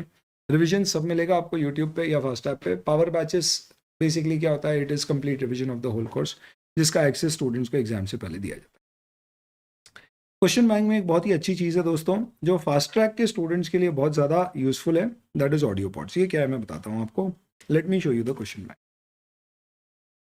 You get one of the best question banks available in the market. And why do I say so? It is in fact so. The reason is all 19 chapters covered. This is one of the most thoroughly researched and qualitative checks करने के बाद बनाई गई किताब है। इस particular question bank में अगर आप देखेंगे, हर क्वेश्चन के साथ कहाँ पे वो पूछा गया था उसका सोर्स, यही नहीं, आप आम क्वेश्चन बैंक से कंपेयर करेंगे तो आपको समझ में आएगा सारी इंपॉर्टेंट चीज़ों को क्या किया जाता है, बोल्ड किया जाता है रिवीजन के समय से वित्तता पढ़ना। ये एक एक शब्द देख के मैंने बोल्ड करें कि हाँ ये इंपॉर्टेंट है, इसे करो। प्लस जहाँ पे भी लेंदी आंसर्स होते हैं वहाँ पे क्या किया जाता है, पॉइंट्स बनाने तो पॉइंट्स बनाए जाते हैं। कई जगह पॉइंट्स होते नहीं है पर अपन क्रिएट करते हैं, तो वहाँ पे फिर क्या करते हैं, बुलेट पॉइंट्स दे देते हैं। तो ये हो सकता है इंस्टीट्यूट के आंसर में आप देखोगे, सजेस्टेड आंसर में तो पूरा पैराग्राफ दिखेगा, पर उसे पार्ट्स में बांट दिया ताकि इसको पढ़ने में आपको ईज रहे, रिटेन करने में ईज रहे। जितने भी आपके क्वेश्चंस एक जैसे होते हैं, सिमिलर, उन सबको अल्टरनेट करके डाल दिया जाता है। ये सिमिलर क्वेश्चन है तो जो लेटेस्ट आया है या एग्जाम में आया है या स्टडी मटेरियल में, उसको टॉप पे रखते हैं और अदर्स को नीचे रखते हैं, जैसे ये देखिए, ताकि आपको एक क्वेश्चन बैंक में कभी भी ऐसी फील नहीं आए कि मैं एक ही एक क्वेश्चन बार बार सॉल्व कर रहा हूँ। हर क्वेश्चन अपने आप में यूनिक है, एक जैसे क्लब कर। प्लस आपको ये एक्सेस मिलेगा, फास्ट की ऐप पे जाना है, क्यूआर कोड स्कैन करना है, इस पर्टिकुलर क्वेश्चन की आपको कमेंट्री मिलेगी। ये अभी एक्टिवेट नहीं हुए, ओल्ड कोर्स के एक्टिवेटेड है, आपके एक्टिवेट होने में समय लगेंगे। यानी आपको घर में किसी भी क्वेश्चन पर डाउट है, आपको कुछ करने की जरूरत। आप कभी टेलीग्राम भी फॉलो करते होगे अपना चैनल, तो आप देखोगे ऑडिट के आपको बहुत कम क्वेश्चन दिखते हैं। उसका कारण ही सबसे बड़ा ये है कि हर क्वेश्चन, ऑडिट की क्वेश्चन बैंक में 1000+ क्वेश्चन है, और हर क्वेश्चन का एक ऑडियो पॉड रिकॉर्डेड है। फास्ट की ऐप पे जाइए, क्लिक करिए, मस्ती से सुनिए, मेरी तरफ से सारे आंसर उसमें दिए, कमेंट्री है पूरी। और ऐसा नहीं क्लास में जो समझाया उसकी कमेंट्री अलग से, एक एक वॉइस नोट रिकॉर्ड किया, हर क्वेश्चन समझाया, इसमें ये इंपॉर्टेंट है, ये ध्यान रखना है, गलती होती है बच्चे से, ये थ्योरी है, इसको ऐसे याद रखना है। तो आपको क्वेश्चन से कोई प्रॉब्लम नहीं है, क्योंकि फास्ट ट्रैक में रेगुलर के कंपैरिजन में काफ़ी कम क्वेश्चन सॉल्व होते हैं क्लास में। तो आप इसका फ़ायदा उठा के क्या करोगे, इसे कवर कर दोगे, और हमारा टाइम हम क्या करेंगे, थोड़ा सा यहाँ पे यूटिलाइज कर। क्वेश्चन बैंक से रिलेटेड एक बहुत अच्छी चीज़ आपको बताता हूँ, एमसीक्यू। सारे 19 चैप्टर्स, हर चैप्टर के साथ में आपको शुरू में एक इंटीग्रेटेड एमसीक्यू प्रैक्टिस का, और फिर उसके इंडिविजुअल एमसीक्यूज। कहाँ से लिए गए, ये इंस्टीट्यूट की पुरानी आईसीआई की स्टडी बुकलेट, जो जो रेलेवेंट टॉपिक्स थे वो सारे, प्लस आरटीपी एमटीपी में जो अवेलेबल क्वेश्चंस थे इंस्टीट्यूट के लेटेस्ट कंटेंट और मटेरियल से। प्लस इन सब के अलावा आपको भी पता नहीं होगा ये चीज़, इंस्टीट्यूट ने अब से आपको स्टडी मटीरियल आईसीआई की ऐप में और वेबसाइट में देना शुरू कर दिया है। आप यहाँ पे स्टूडेंट लॉगिन पे जाएंगे और यहाँ पर जब आप अपना लॉगिन डालेंगे, रजिस्ट्रेशन नंबर, अब मेरे को तो दिया नहीं है, मैं तो मेंबर, पर अपन ने जुगाड़, तो आपको अंदर एमसीक्यू केस स्टडी सिनेरियो मिलेगा प्रैक्टिस करने, और उसके अंदर जाओगे तो आपको इंटीग्रेटेड केस स्टडी और इंडिविजुअल केस स्टडी में, वहाँ पे आप सॉल्व तो कर लोगे, गलत कर लोगे, रिव्यू भी कर लोगे, पर पढ़ने के लिए तो फिजिकल बुक चाहिए। वो सारे क्वेश्चन इंस्टीट्यूट के उठा के आपकी इस एमसीक्यू बुक में डाल दिए हैं, जो भी आपको किताबों का सेट मिलेगा उसमें, और इन सारे क्वेश्चंस के सामने रेफरेंस दे दिया है आईसीआई के नाम से। तो आईसी की एमसीक्यू बुकलेट, यानी जो पहले एमसीक्यू बुकलेट आती थी, और कहीं पर भी अगर आपको plain I study material reference दिया है, यानी ये जो नया स्टडी मटेरियल है इंस्टीट्यूट का, ये वहाँ से उठाया गया क्वेश्चन है। और कहीं पर भी अगर रेफरेंस में सिर्फ आईसीआई लिखा हुआ है, तो इसका मतलब ये इंस्टीट्यूट के नए क्वेश्चन है जो हमने इंस्टीट्यूट की कहाँ से, ऐप से शामिल किए। एक और चीज़ करिए कि आपको साइड में ही आंसर दे दिए, यहाँ पे बोल्ड नहीं किया ताकि आप इंडिपेंडेंटली देख सको, पीछे नहीं दिया ताकि पन्ने नहीं पलटाना हो, साइड में दिया ताकि आप यहाँ पे बुक मार्क लगाइए और सॉल्व करिए और देखिए सही है या नहीं है। जो गलत हो जाए स्टार मार्क कर दीजिए ताकि आपको रिव्यू करने। We think this MCQ booklet is also very fairly researched and presented, and you should really be very, very happy and contented with the material. It is prepared with a lot of accuracy. ये कुछ numbers वगैरह आप देख सकते हो, admin issues वगैरह हैं तो आपको कहाँ पे बात करनी है। मुझसे कभी भी डायरेक्ट चैट करना है, व्हाट्सएप कर दीजिए, कॉल करना है तो टाइम मांग के कॉल कर लीजिए। एमसीक्यू प्रैक्टिस आप फास्ट के ऐप में भी कर सकते हो, बुकलेट आपको फिजिकल मिलेगी, वहाँ पे भी कर सकते हो, आपकी जैसी इच्छा है। टेलीग्राम चैनल सभी को सब्सक्राइब करना है, कंपलसरी है, सारी अपडेट्स वहीं पे शेयर की जाएगी। अगर आप कोई अपडेट मिस कर रहे हो तो सिर्फ इसलिए क्योंकि आपने टेलीग्राम चैनल पे नहीं देखा। व्हाट्सएप कम्युनिटी वगैरह अपनी है, आप उससे कनेक्टेड रह सकते हो। ये सारा सब्जेक्ट के बारे में हो गया, बैच के बारे में हो गया, एक इम्पॉर्टेंस लेवल मैंने आपके साथ डिस्कस कर दिया, अब इसकी ज़रूरत है नहीं है। एज इन जो मैपिंग हम करते थे, this is basically your overall introduction. We have to open minutes. You have any kind of queries, you think मैंने कोई चीज़ टच अपॉन नहीं करी, आप बोल सकते हो, otherwise this completes my introduction of today and we are good to start with it.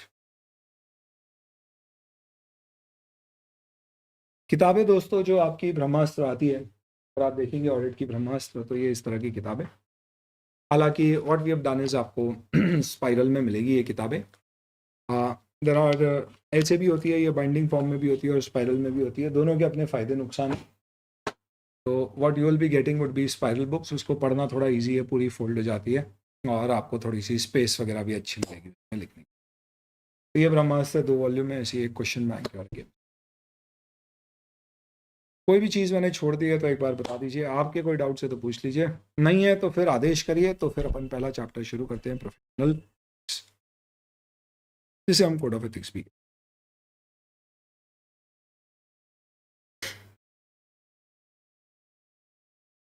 Class में बहुत सारे एमसीक्यूज हम सॉल्व करते हैं, किसमें, रेगुलर बैच। जितने भी क्लास में एमसीक्यू सॉल्व किए हैं रेगुलर बैच में, उसकी पीडीएफ आपके साथ शेयर हो जाएगी गूगल ड्राइव पर, जिसमें एमसीक्यू, ऑप्शंस, करेक्ट आंसर, कहीं पर अगर एक्सप्लेनेशन है तो एक्सप्लेनेशन। इसे हम रेगुलर बैच में शेयर करते हैं लेक्चर वाइज, आपके साथ शेयर कर देंगे इसको चैप्टर वाइज। तो ये रेगुलर बैच के क्लास में सॉल्व किए गए 103 एमसीक्यूज हैं प्रोफेशनल एथिक्स के। ये सब प्रोफेशनल एथिक्स के एमसीक्यूज हैं, ये आपके साथ वहाँ शेयर कर। आप चाहो तो प्रिंट निकाल लो, आप चाहो तो आपके पास रख लो। ये क्या ऑलरेडी अपनी किताब में, ये उस तरह के एमसीक्यू नहीं है, ये कॉन्सेप्ट डेवलप करने के लिए जो क्लास में पूछे जाते हैं, ये उस तरह के एमसीक्यू। इसमें सब में आपको 4 ऑप्शन भी नहीं मिलेंगे, 1-2। This is more of concept builder question. ये सब पीडीएफ डाउनलोडेबल फॉर्मेट में, you don't have to worry. चलो दोस्तों, अब आदेश करें तो अपन शुरुआत करते हैं हमारे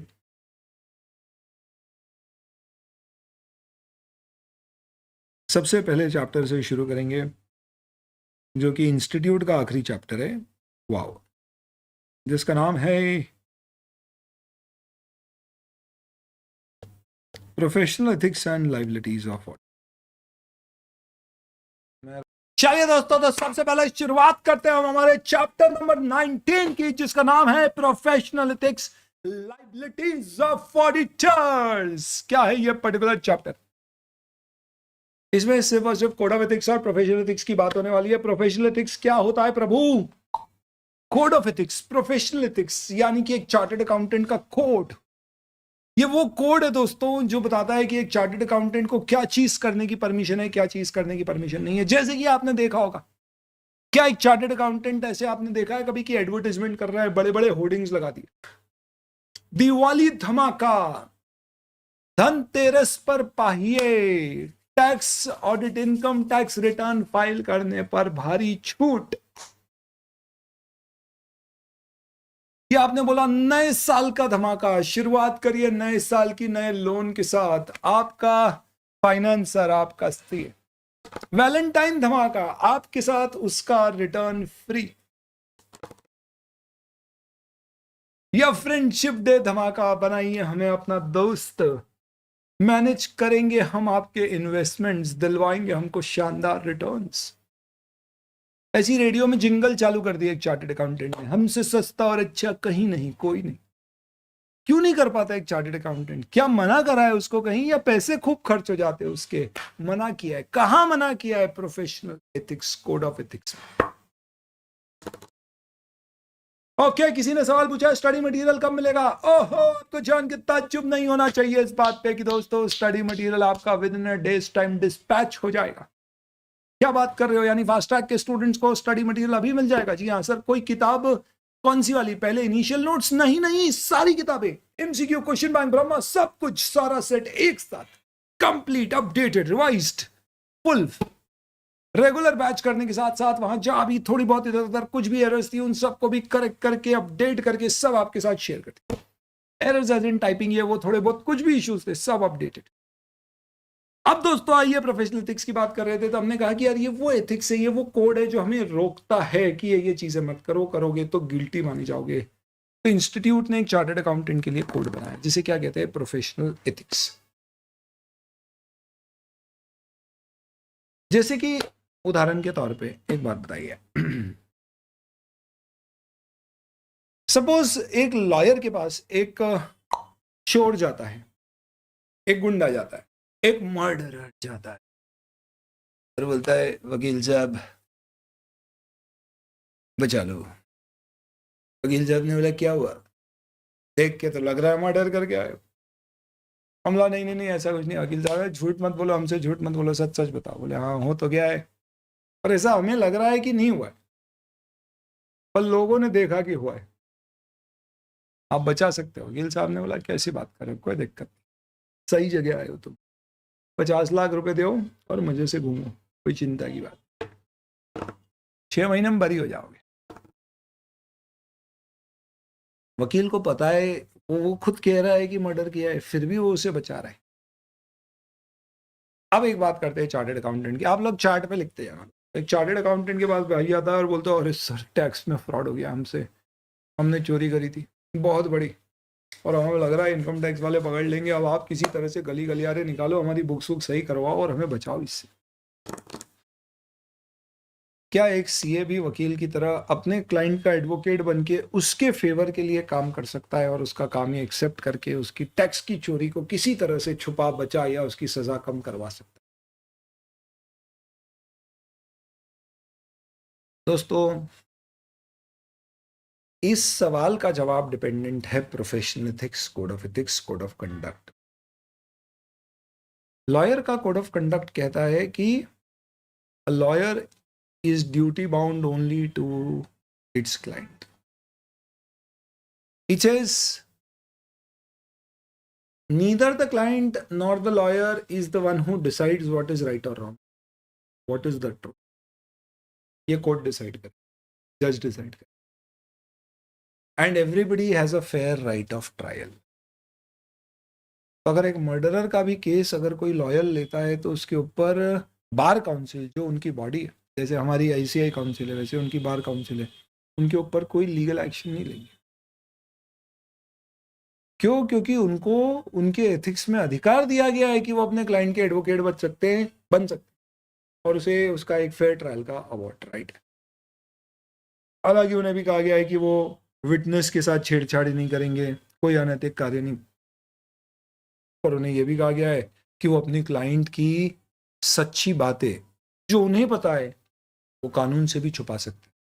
आपने किसी मूवी तक में नहीं देखा होगा, रियल लाइफ में तो बहुत दूर की बात है, कि प्रोसिक्यूशन के लॉयर ने डिफेंडेंट के लॉयर को ही कटघरे में खड़ा कर दिया, बोले अब हम वकील साहब को ही कटघरे में बुलाना चाहते हैं और वकील साहब से ही हम सवाल पूछना चाहते हैं, क्योंकि इनको तो सब पता है और बहुत धार्मिक आदमी, गीता पे हाथ रख दी तो कभी झूठ नहीं बोलते। हमने बोला वकील साहब गीता पे हाथ रखो, कसम खाओ गीता की, जिस पे हाथ रखा है उसकी भी, और जानते हैं उनके लिए कौन है गीता दूसरी, और बताओ सच सच क्या है, अब उसको तो सब पता है। तो अधिकार ही नहीं है। आपको मालूम है किसी क्लाइंट के वर्किंग पेपर्स या डॉक्यूमेंट से रिलेटेड किसी लॉयर के यहाँ कभी ना इनकम टैक्स वाले, ना इंडियन एविडेंस एक्ट वाले, कोई भी व्यक्ति, कोई भी पर्टिकुलर इंडियन एविडेंस एक्ट वाले नहीं, इनकम टैक्स वाले या सीबीआई वाले या एनफोर्समेंट डायरेक्टरेट वाले या कोई भी इन्वेस्टिगेशन अथॉरिटी वकील के यहाँ पे जाके, लॉयर के यहाँ जाके उसके क्लाइंट के डॉक्यूमेंट्स सीज डिमांड नहीं कर सकती, क्योंकि इंडियन एविडेंस एक्ट में वकीलों को अधिकार दिया गया है कि वो अपने क्लाइंट के रिकॉर्ड्स कानून से भी प्रोटेक्ट करके रख सकते, दे हैव दैट शील्ड। लेकिन हमारे कोड ऑफ एथिक्स में ऐसा नहीं बोला गया कि आप क्लाइंट की गलत है तो भी मदद कर दो। ऐसा नहीं बोला गया है कि क्लाइंट आके आपको बता रहा है फ्रॉड तो आप बोल दो ठीक है भैया चलो मैं देखता हूँ क्या करना है। इनफैक्ट हमारा एथिक्स तो बोलता है कि तुम्हें क्लाइंट के फ्रॉड्स पता पड़े तो क्लाइंट को बोलो तू बता, तू नहीं बताएगा तो मैं बताऊंगा, या मैं छोड़ रहा हूँ असाइनमेंट, मैं नहीं कर पाऊँ। मेरे पास तो इनकम टैक्स वाले आ गए और बोले तुम्हारे क्लाइंट का जो जो वर्किंग पेपर तुम्हारे पास है सब दो, तो भी मुझे देना पड़ेगा, मैं उसके लिए भी मना नहीं कर पाऊंगा। क्यों? क्योंकि मेरे एथिक्स अलग है और उनके एथिक्स।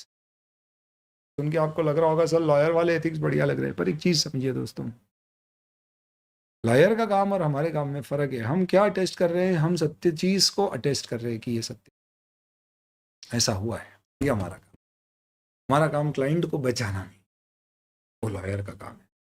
तो सबकी रोल्स अलग अलग है, रिस्पॉन्सिबिलिटीज अलग अलग है। काफी हद तक कोड ऑफ एथिक्स आपको डिफाइन करता है कि आपकी क्या बाउंड्री, आउटलाइन है, रिस्पॉन्सिबिलिटी है in general towards the profit. तो आपसे एक बढ़िया सवाल पूछता हूं दोस्तों, ऐसी जनरल नॉलेज चेक करने के लिए, कोड ऑफ एथिक्स आपके हिसाब से आखिरकार कमबख्त ये चीज क्या है? कोड ऑफ एथिक्स, और इसे प्रोफेशनल एथिक्स भी कहते हैं।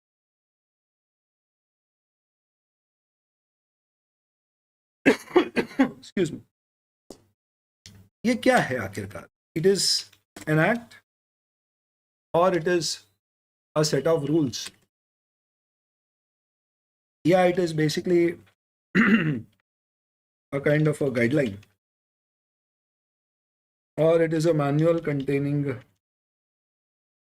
provisions of act, rules, guideline? क्या लगता है तुमको, है क्या कोड ऑफ एथिक्स? एक किताब है, एक एक्ट है, एक डॉक्यूमेंट है, कैसे है, क्या बनाया गया? समझो थोड़ा दोस्तों। ये एक मैनुअल है जिसके अंतर्गत chartered accountant act 1949, CA regulations 1988, council की गाइडलाइंस, एडवर्टाइजमेंट, वेबसाइट, अलग अलग तरह की, इन सबके सिलेक्टिव प्रोविजंस उठा के डाले गए, सिलेक्टिव प्रोविजंस उठा के डाले, जिसका एक चार्टर्ड अकाउंटेंट को पालन करना है। नहीं करने पर इंस्टीट्यूट उसके अगेंस्ट में मिसकंडक्ट, डिसिप्लिनरी एक्शन,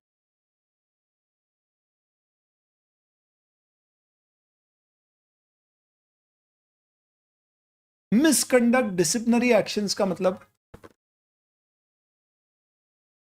इंस्टीट्यूट बोलेगा तुमने गलत किया, अब हम तुम्हें जिम्मेदार ठहराते, हो सकता है तुम्हारी ऑडिट करने के पावर छीन ले इंस्टीट्यूट, हो सकता है तुम पर पेनल्टी लगा दे, तुम्हारी मेंबरशिप सस्पेंड कर दे, बहुत सारे अधिकार है उनके, वही सब पढ़ना आपने। तो ऐसा है कि सीए एक्ट में तो बहुत सारे प्रोविजन है। अब उसमें कुछ ऐसे भी प्रोविजन होंगे कि भैया काउंसिल का इलेक्शन कैसे होएगा, कौन इलेक्ट कर सकते, उसमें पार्टिसिपेट कर सकता है, वोटिंग कैसे होएगी, कैंडिडेट आपको खड़ा होना है तो आपकी एलिजिबिलिटी क्या होना चाहिए, वो सब चीज़ों का कोड ऑफ एथिक्स से वास्ता कम है। तो एथिक्स में सिलेक्टिव प्रोविजंस दिए। जैसे कभी आपने वो रुस्तम मूवी देखी हो जिसमें विक्रम माखीजा का ढिशक्याऊं 3 शॉट में गोली चला कर खून कर देता है अपने अक्षय पाजी, रुस्तम खुद का केस लड़के, कोर्ट में बोला जाता है कि भैया तुमने विक्रमादित्य पे गुस्से में 3 गोलियां क्लोज कॉम्बैट में चला दी, तुमने खून किया है, तुम्हारे इरादे थे खून करने के, ऐसा प्रोसिक्यूशन का लॉयर कहता है। और वो नेवी का मैनुअल खोलता है और बोलता है अच्छा we like to draw your attention to page number so and so, point number so and so of the navy's Brahmastra, oh sorry navy manual, जिसमें हमें सिखाया जाता है ट्रेनिंग के दौरान कि in a close combat you should always fire in rounds of 3, and it was because of that of my training कि हमारी क्लोज कॉम्बैट हुई, उसने हमें हड़पा, हमने उस पर झड़पा, इसलिए हमने 3 में राउंड में शूट किया। आप विजुअलाइज कर सकते हो बेसिकली दोस्तों, लव ट्रायंगल जैसी चीज थी, अक्षय कुमार ऑपोजिशन में और इधर उसकी वाइफ, इनके कुछ आपस में ट्रायंगल के लफड़े, भाई ने कुछ गलत किया तो इसने उड़ा दिया। मूवी नहीं देखी है तो ब्रीफ दे, पैसे वसूल हो गए आपके, 300 रुपए बच गए, पॉपकॉर्न के 500 अलग। तब आप समझिए दोस्तों कि वो जब उसने नेवी का वो मैनुअल खुलवाया, अपनी बाकी सब चीजों से कोई मतलब और वास्ता नहीं है, मैं जो बता रहा हूं तुमको वो समझो, वो नेवी का जो मैनुअल अपन ने ओपन करवाया, वो क्या है, वो नेवी का कोड ऑफ एथिक्स है। ऐसे ही लॉयर का एथिक्स होगा, डॉक्टर्स का होगा, हर प्रोफेशनल का होता है। तो हमारे चार्टर्ड अकाउंटेंट का कोड ऑफ एथिक्स है, जिसे 2020 में रिवाइज किया गया और 3 किताबें पब्लिश करी गई कोड ऑफ एथिक्स की। ओ माय गुडनेस, ये सवाल मैंने पूछा था दोस्तों, और जिन लोगों ने सही जवाब दिए, हमारे टॉप 6 लीडर बोर्ड में नाम दिखते हैं, ये हमारे टॉप 6 बच्चे हैं जिन्होंने सही जवाब दिए हैं, और बहुत सारे हैं, पर कौन बनेगा करोड़पति में टॉप 6 ये रहे विद द टाइमिंग्स, कितने समय में सही जवाब दे पाए। लाइव वालों के अलग ही आनंद। आइए दोस्तों, लाइव में स्वागत है आप सभी का। तो क्या किया गया दोस्तों, ये कोड ऑफ एथिक्स बनाया गया 3 वॉल्यूम में, वॉल्यूम 1, वॉल्यूम 2, वॉल्यूम 3। वॉल्यूम 1 में इंटरनेशनल कोड है हमारे सिलेबस में, वॉल्यूम 2 में डोमेस्टिक कोड है हमारे सिलेबस में, वॉल्यूम 3 में सिर्फ केस लॉज है, वो आपके सिलेबस में नहीं है, क्योंकि हम आईफैक एक इंटरनेशनल बॉडी है, उसके मेंबर है आईसीआई भी। तो जो इंटरनेशनल कोड ऑफ एथिक्स है वो भी हमारे यहाँ मैंडेटरी है फॉलो करना, वो पूरा वॉल्यूम 1 में, उसे ब्रीफ में पढ़ना है अपने। फिर अपन ने एक इंडिया के लिए अलग कोड बना रखा है जो कॉन्ट्राडिक्ट नहीं करता है बट ज़्यादा डिटेल्ड है, उसे डोमेस्टिक कोड बोल सकते हो आप समझने के लिए, वो वॉल्यूम 2 है। और अभी तक जितने भी कोड ऑफ एथिक्स से रिलेटेड केसेस हुए हैं, उनके केसेस का एक कंपाइलर दिया गया है जो वॉल्यूम 3 है। केस लॉस पढ़ने की हमें कोई रिक्वायरमेंट नहीं है, आपके सिलेबस में नहीं है, तो हमें सिर्फ वॉल्यूम 1 और 2 का एक्सट्रैक्ट पढ़ना है जितना आपके स्टडी मटेरियल में। सबसे पहले हम शुरुआत करेंगे वॉल्यूम 2 से, जिसे कहते हैं डोमेस्टिक कोड। जनरल नॉलेज के लिए इतना आपके काफ़ी है। आपकी ब्रह्मास्त्र जब आपके हाथ में होंगी तो आप जब देखेंगे तो इसमें फर्दर सब इंडेक्स दिया गया है, वॉल्यूम 1, वॉल्यूम 2। अभी अपन शुरुआत कर रहे हैं वॉल्यूम 2 से। एग्जाम में क्वेश्चंस नॉर्मली प्रोफेशनल एथिक्स का 12 to 15 मार्क्स का डिस्क्रिप्टिव में वेटेज होता है, हमेशा मैं वेटेज डिस्क्रिप्टिव के ही लिखूंगा, ये याद रखिएगा। ऑडिट में 12 से 15 मार्क का इसका वेटेज होता है। 3 क्वेश्चंस आते हैं, आप देखेंगे 2 to 3 क्वेश्चंस आपके डोमेस्टिक कोड से ही आएंगे, 0 to 1 क्वेश्चन आपका इस्बा कोड से आता है या इंटरनेशनल कोड। तो इम्पॉर्टेंट हमारे लिए यही है। डोमेस्टिक बेस्ड प्रोविजंस में भी अलग अलग प्रोविजंस दिए गए हैं, जिनमें से सबसे ज़्यादा इम्पॉर्टेंट आपका चैप्टर 2 और चैप्टर 3 है। हमारा 90% टाइम इन 2 चैप्टर्स को ही पढ़ने में जाएगा, यही मेजर कंटेंट है, बाकी सब 10% टाइम में पूरा कवर हो जाएगा। हम सीक्वेंशली नहीं पढ़ रहे हैं चीज़ों को, हम कैसे पढ़ रहे हैं चीज़ों को, जैसे सही तौर पे पढ़ना चाहिए, जिससे आपकी समझ अंडरस्टैंडिंग सही तौर पे बनेगी। इसलिए पहले वॉल्यूम 2 फिर वॉल्यूम 1, वॉल्यूम 2 के बाद 1 और अच्छे से समझिए। तो इम्पॉर्टेंट भी ये चाहता है। वॉल्यूम 2 जैसे अपन आईसीआई कोड या डोमेस्टिक कोड बोल सकते हैं, याद रखने की जरूरत नहीं वॉल्यूम 2, 1, बट आप जनरली समझिए इसमें क्या क्या मुद्दे हैं।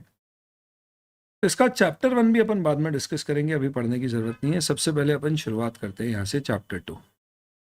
ये आपका पेज नंबर 19.19 होना चाहिए, और ये चैप्टर 2 वगैरह सब दिमाग से हटा दो। सबसे पहले अपन क्या डिस्कस कर रहे हैं, आईसीआई का डोमेस्टिक कोड।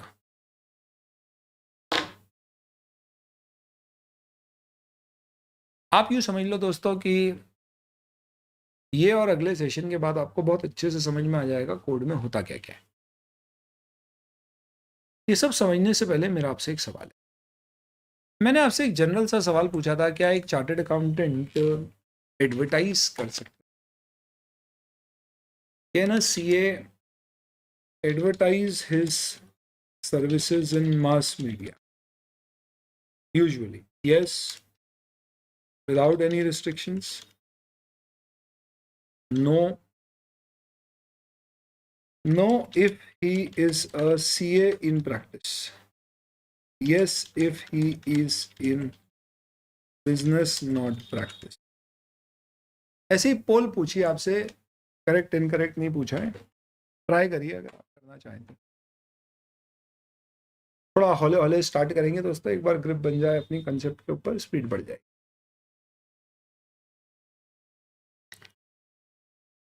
एक सीए जो सेवाएं दे रहा है उसके धंधे में, बिजनेस में सेवाएं, क्या वो उसका मास मीडिया में जनरली एडवर्टाइजमेंट कर सकता है?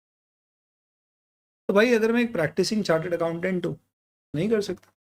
पर मैं प्रैक्टिसिंग सीए ही नहीं हूँ। अरे भैया मैं तो बोर्ड का मालिक हूँ और शार्क भी हूँ, और मैं तो आए दिन जहां मौका मिलता है चले जाता हूँ अपना एडवर्टाइजमेंट करने, मार्केटिंग करने। तो कोई बुराई है क्या? इंस्टीट्यूट क्या रोकिएगा मुझे? सवाल ही नहीं उठता भाई। अपन प्रैक्टिस में ही नहीं, बिजनेस में। अपन कोचिंग में, प्रैक्टिस में ही नहीं, और अपन अपनी कोचिंग एडवर्टाइज करना चाहते हुए दिक्कत है क्या? काय की दिक्कत है बॉस? क्या प्रॉब्लम है इसमें? यानी इंस्टीट्यूट किसको रिस्ट्रिक्ट करेगा? सीएन प्रैक्टिस को रिस्ट्रिक्ट। किसे रिस्ट्रिक्ट करेगा? चार्टर्ड अकाउंटेंट इन प्रैक्टिस को। बिजनेस कर रहे हो तो हमें कोई प्रॉब्लम नहीं है, आप करो ना एडवर्टाइज। बस भाई एडवर्टाइजमेंट आपकी ऐसी नहीं होना चाहिए जो इंस्टीट्यूट के प्रोफेशन की रेपुटेशन को डैमेज करे, वो अलग बात है। बट अदरवाइज डेफिनेटली ये बात तो तय है कि भाई इंस्टीट्यूट क्या करेगा, प्रैक्टिसिंग सीए को बोलेगा भाई तू एडवर्टाइज मत कर यार, अच्छा नहीं लगता है, ठीक नहीं लगता है। तो सही आंसर इसमें सी होना चाहिए। तो अब अगला सवाल होता है कि भैया सीएन प्रैक्टिस किसे माना जाता है? आप चैट में बताइए जरा, सीएन प्रैक्टिस किसे बोलेंगे? यानी अब आपके हिसाब से सीए दो प्रजाति के हो गए, एक प्रैक्टिसिंग, एक नॉन प्रैक्टिसिंग। जो प्रैक्टिस कर रहा है, जो नहीं कर रहा है। प्रैक्टिसिंग चार्टर्ड अकाउंट, सीएन प्रैक्टिस किसे कहोगे?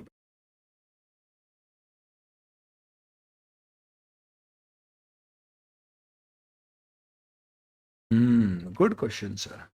जिसके पास सीओपी है वो सीएन प्रैक्टिस है। तो अगर आप ऐसा सोचते हो कि जिसके पास सीओपी है वो सीएन प्रैक्टिस है,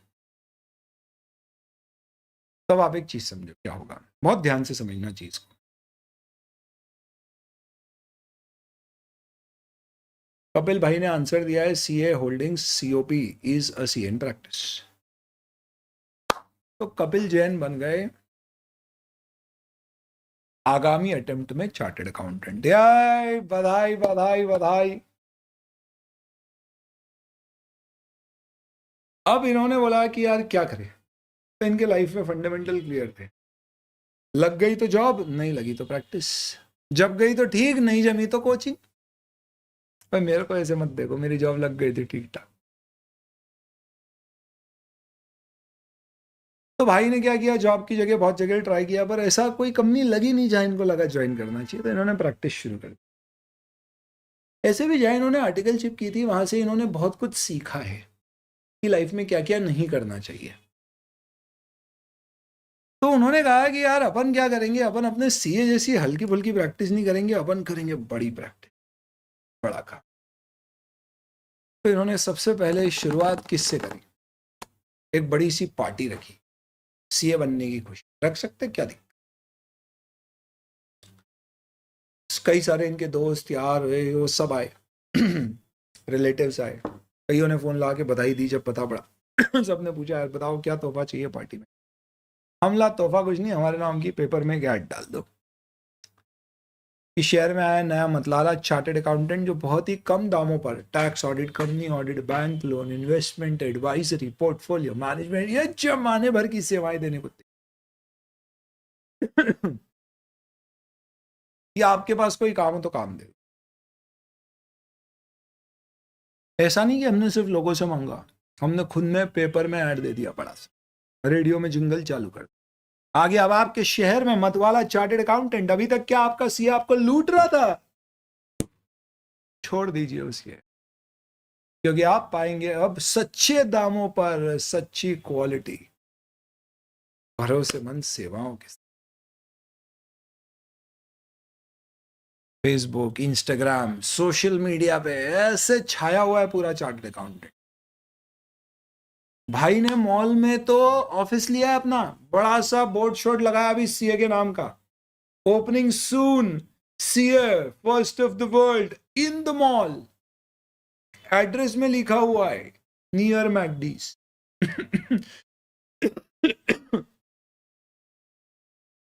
Phoenix mall near McDonald's grand floor.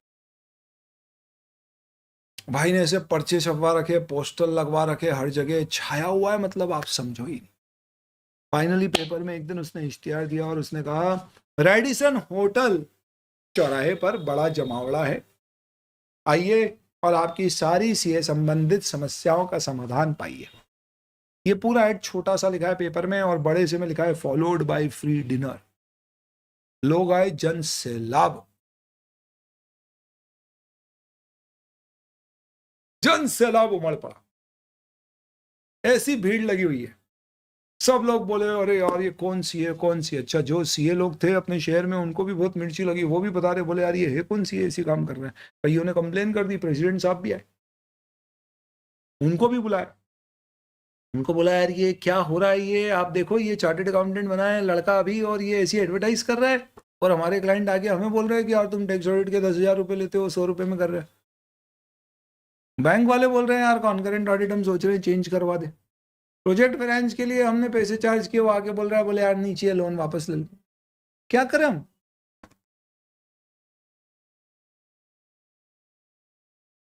Kapil भाई आए मंच पे, माइक थामा, उन्होंने बोला भाइयों आप सभी का बहुत बहुत स्वागत है। जो जो सेवाएं हमसे प्राप्त करना चाहता है, रजिस्टर लिखा हुआ है, रजिस्टर पे अपना सीरियल नंबर लिखिए और आगे आपका नाम लिखिए। जो सीरियल नंबर उतनी आपकी फीस। और हमें आपको कुछ भी नहीं कहना, आने के लिए बहुत बहुत धन्यवाद। खाना लगा हुआ है, एक एक डिश खा के जाइएगा। और लोग झूम गए, ऐसे उमड़ पड़े, बोले हमारा सीए कैसा हो, कपिल भाई जैसा हो। कपिल कपिल कपिल। अपन निकल गए, बैकडोर गए तो प्रेसिडेंट साहब स्वयं चल के पधारे। हम तो जानते थे, देखते थे वेबसाइट पे उनका फोटो, हमने बोला प्रेसिडेंट साहब सत सत प्रणाम नमन, आइए पधारिए। बोला ये सब क्या चल रहा है, सीए हो तुम, किसने बनाया तुमको सीए? हमने बोला अरे आपका ही साइन आया मेंबरशिप डिग्री पे हमारी, आपको ही नहीं पता, ऐसे ही साइन कर दिया आप। बोला शट अप, पास कैसे हुए तुम्हें, ऑडिट में कितने थे? 40, आपने बताया 90। बोला अच्छा कोड ऑफ एथिक्स में ही नहीं आए होंगे लगता है, कहां से पढ़े थे? बोला ये भी कोई पूछने की बात है। बोला अच्छा ये बताओ कि तुम्हें पता नहीं है कि ऐसे एडवर्टाइज करना मना है चार्टर्ड अकाउंटेंट्स को? हमने बोला सर ऐसा तो हमने कहीं नहीं पढ़ा है, हमने तो ये पढ़ा है कि एक सीए इन प्रैक्टिस एडवर्टाइज नहीं कर सकता। प्रेसिडेंट साहब ने बोला हाँ हाँ भाई, एक चार्टर्ड अकाउंटेंट प्रैक्टिस एडवर्टाइज नहीं कर सकता है और तुम ये खुलेआम एडवर्टाइज कर रहे हो। हमने कहा सर सीए इन प्रैक्टिस नहीं कर सकता है, आप पहले बताओ सीए इन प्रैक्टिस थोड़ी ना है, बताओ आप सीए इन प्रैक्टिस कौन होता है? उन्होंने बोला जिसके पास सीओपी हो। बोला हमारे पास तो सीओपी नहीं है। बोले सीओपी नहीं है तो फिर तुम ये सब जो काम मांग रहे हो ये सब काम करोगे कैसे? हमने बोला अरे अब लेंगे ना सर सीओपी। अच्छा वो आप आ गए, एप्लीकेशन बोलो तो आपको ही दे दूं, आप ही ले जाना। बोले मतलब अभी तक तुम्हारे पास सीओपी नहीं है, तुमने ऑडिट रिपोर्ट कोई असाइनमेंट कुछ भी नहीं करी? हमने बोला नहीं सर अभी तो हम काम इकट्ठा कर रहे हैं, अब सीओपी के लिए अप्लाई करेंगे, सीओपी आ जाएगी फिर आपकी कसम 1 रुपए की एडवर्टाइज नहीं करेंगे। इनफैक्ट सही बताए ना तो जरूरत ही नहीं है एडवर्टाइज करने की, इतना काम है। हम तो बोल रहे हैं आपके पास पार्ट टाइम समय हो तो आप भी आ जाओ, थोड़ा काम करवा।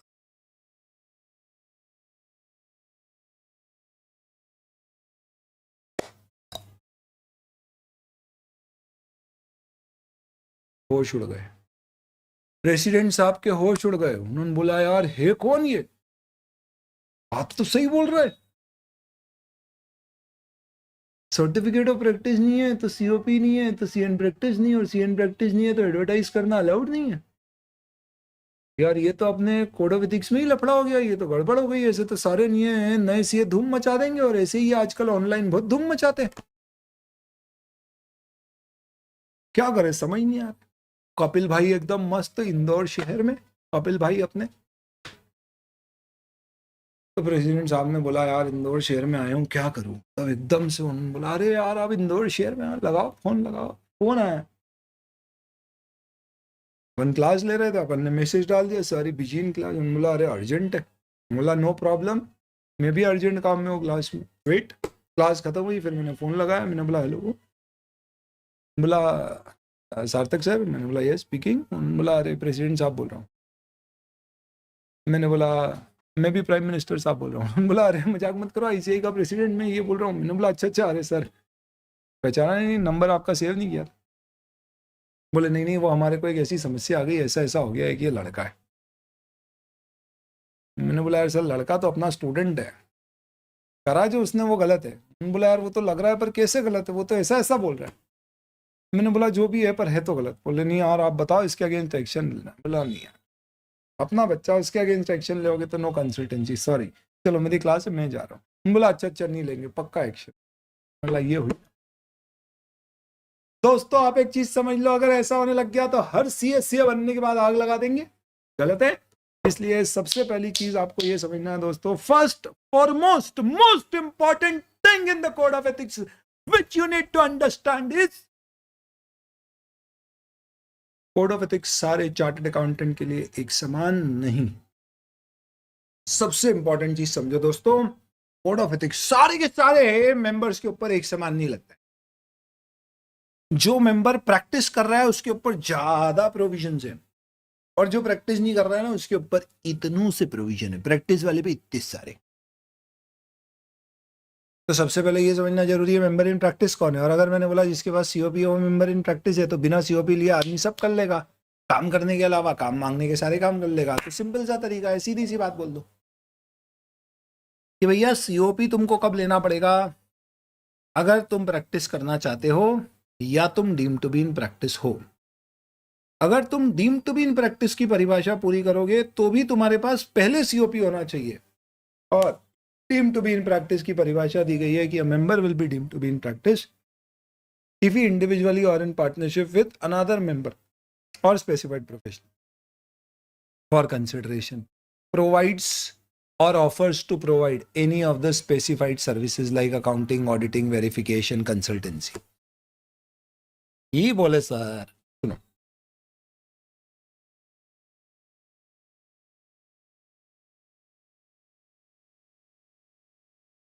आपको ऐसा बोला है कि भाई COP कब लेना है, जब आप प्रैक्टिस करने की चाहत रखते हो। मतलब अगर आप deem to be in practice हो तो COP पहले लेना है। आपको मान लिया जाएगा कि आप प्रैक्टिस में हो अगर आप कोई भी सेवाएं देते हो या देने का प्रस्ताव देते हो या देने का प्रस्ताव देते हो, तो you are deemed to be in practice. And if you are deemed to be in practice you should have COP in advance. तो दो चीजें हो गई, ए आपने जैसे ही सर्विसेज देने का ऑफर किया आप deem to be in practice हो गए, तो आपके ऊपर पूरे CA इन प्रैक्टिस वाले नियम लग गए। भी आपको पहले COP लेना चाहिए थी, आपने वो नहीं ली, तो उस सेक्शन की भी पेनल्टी आप पे लग गई। तो there is no definition of member in practice, the definition is member deemed to be in practice. Casually अपन ये कहते हैं कि जिसके पास COP हो वो मेंबर इन प्रैक्टिस है, जो गलत नहीं है, बिल्कुल सही है, गलत नहीं। पर ये चीज अंडरस्टूड है कि जिसने COP लिया है वो CA इन प्रैक्टिस है, कहीं लिखा नहीं है लॉ में। लॉ में डिफाइंड है member deemed to be in practice. तो पूरे कोड ऑफ एथिक्स का पहला डिस्कशन हमारा क्या है, who is a member who is deemed to be in practice, a member of the institute. इसका मतलब सबसे पहली बात आप मेंबर हो, तो भैया मेंबर किसे बोलते हैं, कोई खास बड़ी बात नहीं है, समझ लो कोई इंपॉर्टेंट चीज नहीं है। मेंबर वो व्यक्ति है दोस्तों जिसका नाम रजिस्टर ऑफ मेंबर्स में ICI के द्वारा चढ़ाया जा चुका है। नाम कब चढ़ता है, जब आप फाइनल की एग्जाम पास करते हो, इंस्टीट्यूट को GMCS ITT जो आपकी होती है उसके पैसे का चढ़ावा देते हो, जिसके बदले में आपको कुछ शिक्षा और इम्पॉर्टेंटली एक सर्टिफिकेट मिलता है, यानी आपने अपनी प्रैक्टिकल आर्टिकल ट्रेनिंग और GMCS ITT ट्रेनिंग पूरी कर ली, प्लस और कुछ क्वालिफिकेशन है अपन आगे देखेंगे, 21 साल की एज वगैरह, तो आप मेंबर बन जाओ। मेंबर बनने के लिए पहले आपको अप्लाई करना पड़ता है, अपने आप मेंबरशिप नहीं आती, अप्लाई करना पड़ता है, फीस देनी पड़ती है, और फिर सेक्रेटरी रजिस्टर ऑफ मेंबर्स में आपका नाम लिखते हैं, तब आप मेंबर कहलाते हो। इसका मतलब जैसे ही तुम सीए बने उसके बाद तुमने अगर अप्लाई नहीं किया मेंबरशिप के लिए और फिर तुम ये सब एडवर्टाइज करोगे तो चलेगा क्या? हाँ चलेगा, पर तुम फिर ये भी नहीं बता पाओगे तुम एक चार्टर्ड अकाउंटेंट हो। टेक्निकली जैसे ही लोग सीए बनते हो उसके बाद लिख देते ना, adding the golden alphabets before my name, dreaming of this since birth, CA सार्थक जैन। तो दोस्तों ये भी गलत है टेक्निकली, क्योंकि जब तक आपको मेंबरशिप नहीं मिली है तब तक आप सीए शब्द का प्रयोग भी नहीं कर सकते अपने नाम के साथ में, चार्टर्ड अकाउंटेंट भी नहीं लिख सकते, सीए भी नहीं लिख सकते। पर अब ऐसा है दोस्त कि कैसा लगेगा कि आज वो लड़का मेंबर बनने सॉरी सीए पास हुआ है, इसने बोला मैं सीए बन गया, आइडियली उसको बोलना था मैं सीए फाइनल पास हो गया, पर उसने बोला मैं चार्टर्ड अकाउंटेंट हूँ, तो वो गिल्टी हो गया, तो इंस्टीट्यूट उस पर एक्शन ले लेगा। वाह, अपनी फैमिली में ऐसे लोगों का स्वागत करते हो। तो कोई एक्शन लेता नहीं है, पर टेक्निकली गलत है, एग्जाम में क्वेश्चन आया तो गलत लिखा है। इससे एक बहुत इंपॉर्टेंट चीज समझ जाओ दोस्तों, आप जो पढ़ रहे हो ना एथिक्स, वो किसके लिए पढ़ रहे हो? एग्जाम के लिए। प्रैक्टिकल लाइफ में लगाने के लिए मत पढ़ लेना, क्योंकि अगर आपने इन सारी चीजों का पालन कर लिया प्रैक्टिस ही नहीं कर पाओगे। भाई देखो सीधी सी बात है, सिग्नल पे रेड लाइट है तो रुकना चाहिए। अब रात के 2 बजे सिग्नल बंद नहीं हुआ है, रेड लाइट है, 2 मिनट का सिग्नल है, आसपास कोई नहीं आ रहा है, निकल लिए, कौन तुमको थोड़ी ना कोई चालान काटेगा, काट सकते पर कोई नहीं करता, वो वाली बात है। पर अगर एग्जाम में क्वेश्चन आ जाए कि ऐसा किया है तो क्या गलत है, हाँ बोलना पड़ेगा भैया गलत है, ये तो अलाउड नहीं है, जो नहीं है वो नहीं है। तो never give answers based on common sense, common parlance, क्या चल रहा है उसके हिसाब से, give answers as per the books. और कभी भी लॉ कोई भी पढ़ो ऐसे ही पढ़ना, लॉ की पूरी जानकारी होना एक बात है, उसका पालन करना दूसरी बात है। जिससे जानकारी पूरी होती है ना, वो पालन नहीं भी करता है तो वो सोच समझ के पालन नहीं करेगा कि यार इसका क्या इम्प्लीकेशन होगा। इग्नोरेंस में नॉन कंप्लायंस नहीं करना है कभी भी हमें। तो ध्यान रखना दोस्तों, cheating is a crime only if you get caught, otherwise it's an art. For that you should know how to cheat, for that you should know the tricks of cheating. इसलिए कानून का पालन नहीं करना है तो पहले कानून को अच्छे से समझो। एग्जाम में ये ज्ञान मत लिखिए ना, अभी सिर्फ समझो अच्छे से, हमेशा आंसर कैसा लिखना जो कानून में दिया उसके अनुसार। तो आप मेंबर है इंस्टीट्यूट के, पहली क्वालिफिकेशन तो आप बीकॉम हो और आप ऐसा कुछ करोगे तो ऑब्वियस सी बात है कि आप deem to be in practice नहीं कहलाओ। कोई बीकॉम बोले भैया मैं चार्टर्ड अकाउंटेंट बन गया और मैं फ्री में सेवाएं दे रहा हूं, तो भैया वो deem to be in practice नहीं कहलाएगा, क्योंकि वो मेंबर ही नहीं है। उसके ऊपर अलग पेनल्टी के क्लॉजेज है कि मेंबर नहीं और मेंबर बताते हो तो अलग पेनल्टी है। चलो, मेंबर को मान लिया जाएगा वो प्रैक्टिस में जब वो इंडिविजुअली या पार्टनरशिप किसके साथ हो सकती है? सीए के साथ या कुछ रिकॉग्नाइज्ड प्रोफेशंस हैं। ये प्रोफेशंस अपन आगे पढ़ेंगे। 6 प्रोफेशनल्स के साथ आईसीआई ने अलाउ करी है, आगे आपके सिलेबस में आएगा।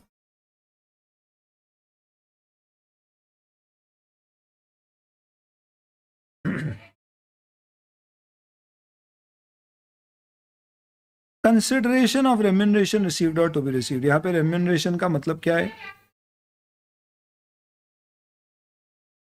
Something in return. तो ऐसा है कि तुमको बाबूजी ने बोल दिया सीए बनने के बाद कि सुन हमारी बुक्स अकाउंटिंग कर दे फर्म की। अब तो ऐसे सीए बनने के बाद मस्त बैठे चले जॉब वॉब करेंगे, मजे करेंगे लाइफ में। बाबूजी बोलते अरे जब तक लग नहीं रही है तब तक बुक्स अकाउंटिंग बना दे, रिटर्न तैयार कर दे, अभी रिटर्न की डेट आ गई फाइल करवा दे। बोला यार कैसे बचूं कैसे बचूं? उन्होंने बोला अरे पापा नहीं कर सकते, उसके लिए सीओबी लेना पड़ता है, मालूम है आपको, हम deem to be in practice हो जाते हैं। तो बाबूजी ने बोला तू बेटा deem to be in practice तब होगा जब तू कंसिडरेशन के लिए करेगा, हम तुझे कोई पैसे नहीं देने वाले। Section 2 subsection 2 says a member will be deemed to be in practice if he only performs services for consideration. You will not be deemed to be in practice. मैंने बोला बाबूजी आपको कैसे पता, आपने सीए किया है? बताया नहीं? बोले नहीं नहीं यार ये final 11th attempt drop out, इसलिए नहीं पता। बोला अच्छा। अब समझ आया कि जब भी हम सीए में रुक जाते थे तब आप डांटते क्यों नहीं थे। क्योंकि कभी आपके ये न्यूज हमें पता पड़े। खैर तो कंडीशन क्या क्या है? सबसे पहली कंडीशन है कि आप मेंबर हो। आपको deem to be in practice तब माना जाएगा जब आप पैसों के लिए स्वयं खुद से या किसी और सीए या दूसरे स्पेसिफाइड व्यक्तियों के साथ पार्टनरशिप करके कंपनी फॉर्म में प्रैक्टिस करने की परमिशन नहीं होती। स्पेसिफाइड सर्विसेज देते हो। कौन सी स्पेसिफाइड सर्विसेज हैं? ब्रीफ में देख लो। Accountancy offers to perform services of auditing, verification of financial transaction, books of accounts records, preparation, verification, certification of financial accounting statement, holds himself out to public as an accountant, renders professional service or assistance in matter of principle or detail relating to accounting procedure, recording, presentation or certification of financial fact, or render other services which in the opinion of counsel are rendered or may be rendered by CA in practice, जिसे notified services कहते हैं।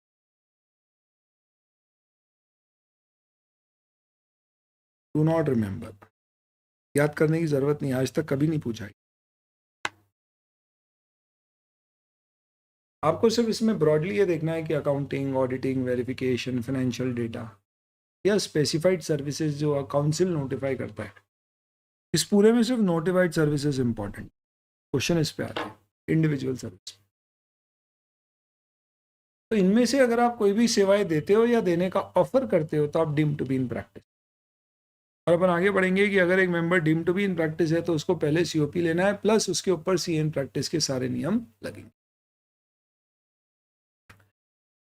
तो सवाल ये हुआ कि अगर एक चार्टर्ड अकाउंटेंट इनमें से कोई भी सेवाएं देने का प्रस्ताव भी देगा, तो जैसे ही आपने क्या किया, आपने एडवर्टाइज कर दिया कि भैया मैं सीए की दुकान खोल रहा हूँ, आप deem to be in practice. और deem to be in practice से आप पे सारे सी इन प्रैक्टिस के नियम लगे, इंक्लूडिंग आप एडवर्टाइजमेंट खुलेआम नहीं कर सकते। ऐसा नहीं, एडवर्टाइजमेंट अलाउड नहीं है, हर तरह से अलाउड नहीं है, रिस्ट्रिक्टेड फॉर्म में अलाउड है, तो आपको गिल्टी मान लिया जाएगा। आप ये नहीं बोल पाओगे मैं सी इन प्रैक्टिस नहीं हूँ, इंस्टीट्यूट बोलेगा आप deem to be in practice हो, तो आप पे सारे नियम। अब इसमें कुछ अच्छे सवाल आते हैं। पहला,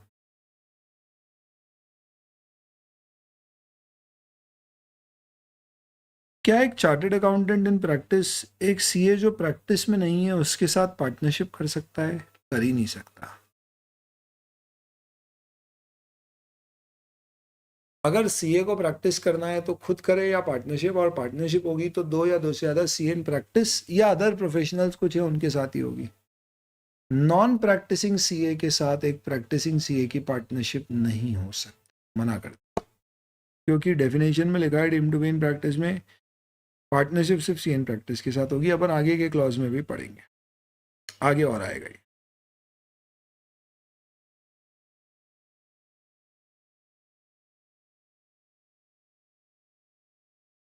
चलिए, will a member providing accounting related service for consideration? बहुत अच्छा क्वेश्चन है बेटा। Be deem to be in practice, बहुत बढ़िया क्वेश्चन। एक मेंबर है जो अकाउंटिंग की सेवाएं दे रहा है। डीमिंग सर्विसेज में अकाउंटेंसी की सर्विसेज आती है, ऑडिटिंग आता है, बुक कीपिंग आती है, अपने आप को अकाउंटेंट बताना आता है, कोई भी अकाउंटिंग प्रोसीजर से रिलेटेड सर्विस, प्रोफेशनल सर्विस या असिस्टेंस देना आता है, data recording, presentation, financial fact data को प्रिपेयर करना, प्रेजेंट करना, रिपोर्ट बनाना, प्रेजेंट करना, ये सब आता है। तो सवाल इतना अच्छा पूछा कि एक मेंबर है जो अकाउंटिंग रिलेटेड सेवाएं दे रहा है, नॉर्मल अकाउंटिंग करने की, पैसों के लिए दे रहा है, कुछ नहीं लिखा है, तो आप मानो इंडिविजुअल कैपेसिटी में दे रहे हैं, क्या ये deem to be in practice होगा? बहुत अच्छा क्वेश्चन है बेटा, जवाब दो ना यार, आप लोग क्या कर रहे हो? The answer is yes. क्या अकाउंटेंसी की सर्विस तो सर कोई भी दे सकता है। आप देखो दोस्तों, आप आपके मन से मत दो ना आंसर, है जो लिखा है उससे दो। नंबर 1, क्या आप मेंबर हैं इंस्टीट्यूट के? हाँ हैं। क्या आप इंडिविजुअली या पार्टनरशिप में सेवाएं दे रहे हो? हाँ दे रहे हो। क्या पैसे के लिए दे रहे हो? हाँ पैसे के लिए दे रहे हो। क्या स्पेसिफाइड सर्विसेज में से कुछ दे रहे हो? हाँ दे रहे हो। तो आप deem to be in practice हो, खत्म।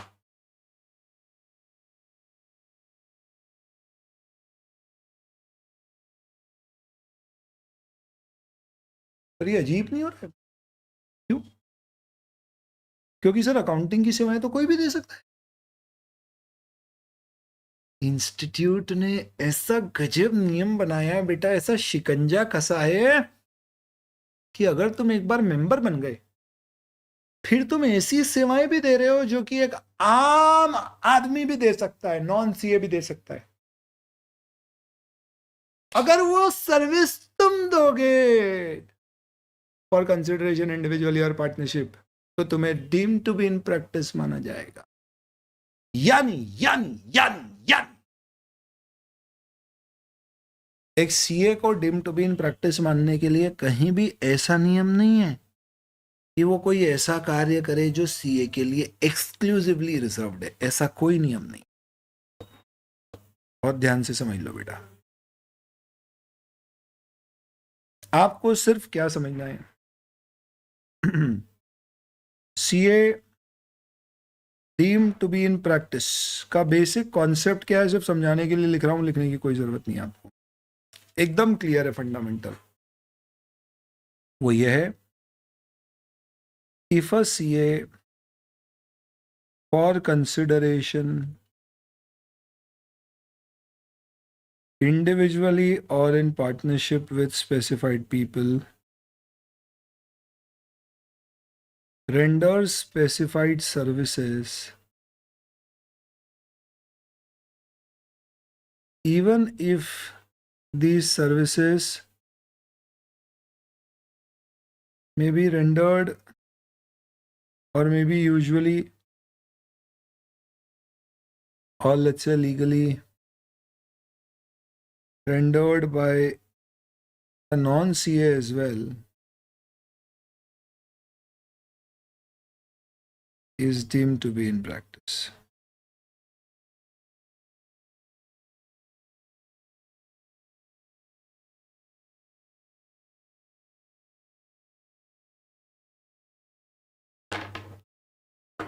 तो ये दिमाग से तुम्हारे हटा देना कि आप deem to be in practice तभी मिलोगे मानोगे जब आप टैक्स ऑडिट, कंपनी ऑडिट या कोई ऐसे काम करोगे जो exclusively reserve for chartered accountant.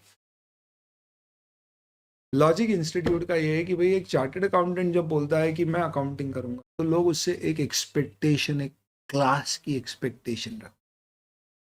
CA क्या भैया, जब सरकार कहती है कि ये हमारी स्कीम है तो आदमी को क्या होता है, एक एक्सपेक्टेशन होती है कि यार ये वेलफेयर स्कीम होगी, हमारी स्कीम है, पैसा बनाने के लिए नहीं होगी, वोट कमाने के लिए हो सकती। तो ऐसे ही जब एक सीए बोलता है तो उसके साथ उसकी एक क्रेडिबिलिटी जुड़ी हुई है। तो इंस्टीट्यूट चाहता है कि ऐसी सेवाएं देने वाले सारे लोगों को हम क्या करें, रेगुलेट करें, ताकि उनकी सेवाओं में हम वो क्वालिटी ला सके, ना कि सिर्फ उन सेवाओं में क्वालिटी चाहिए जो exclusively reserve for chartered accountant है। ये लॉजिक पहली चीज। दूसरी चीज, बहुत अच्छा क्वेश्चन था ये, वेरी नाइस। तो आंसर क्या होगा इस केस में? Yes, deem to be in practice. Yes, next. एक सीए अकाउंटिंग सर्विसेज प्रोवाइड कर रहा है बेटा कंपनी का डायरेक्टर बन के पैसों के लिए, क्या उसे deem to be in practice माना जाएगा? जल्दी बताओ।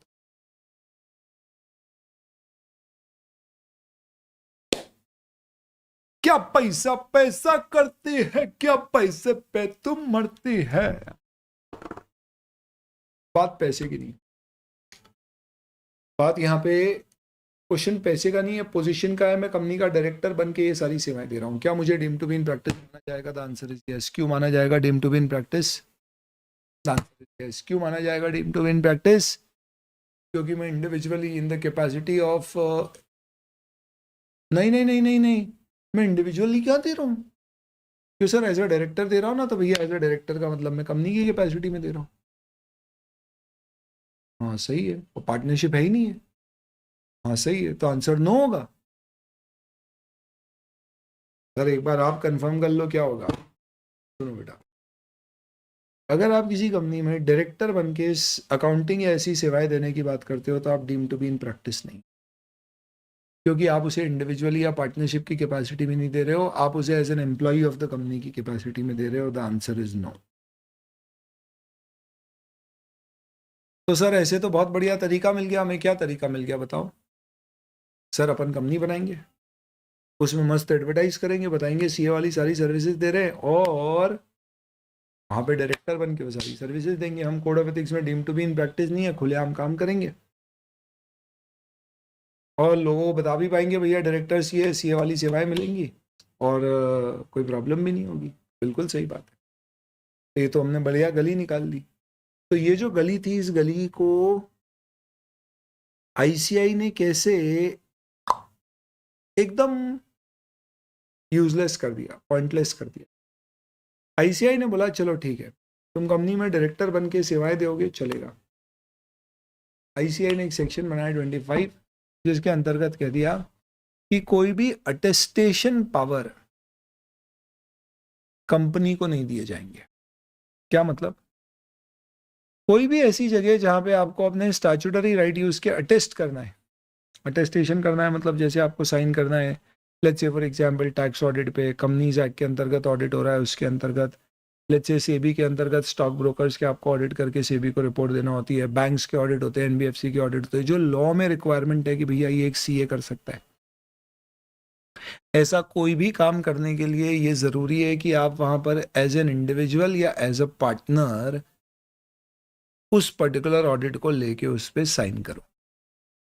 अगर आप किसी कंपनी के नाम से कोई ऑडिट लेना चाहोगे तो आईसीआई की तरफ से रिस्ट्रिक्शन है, अलाउड।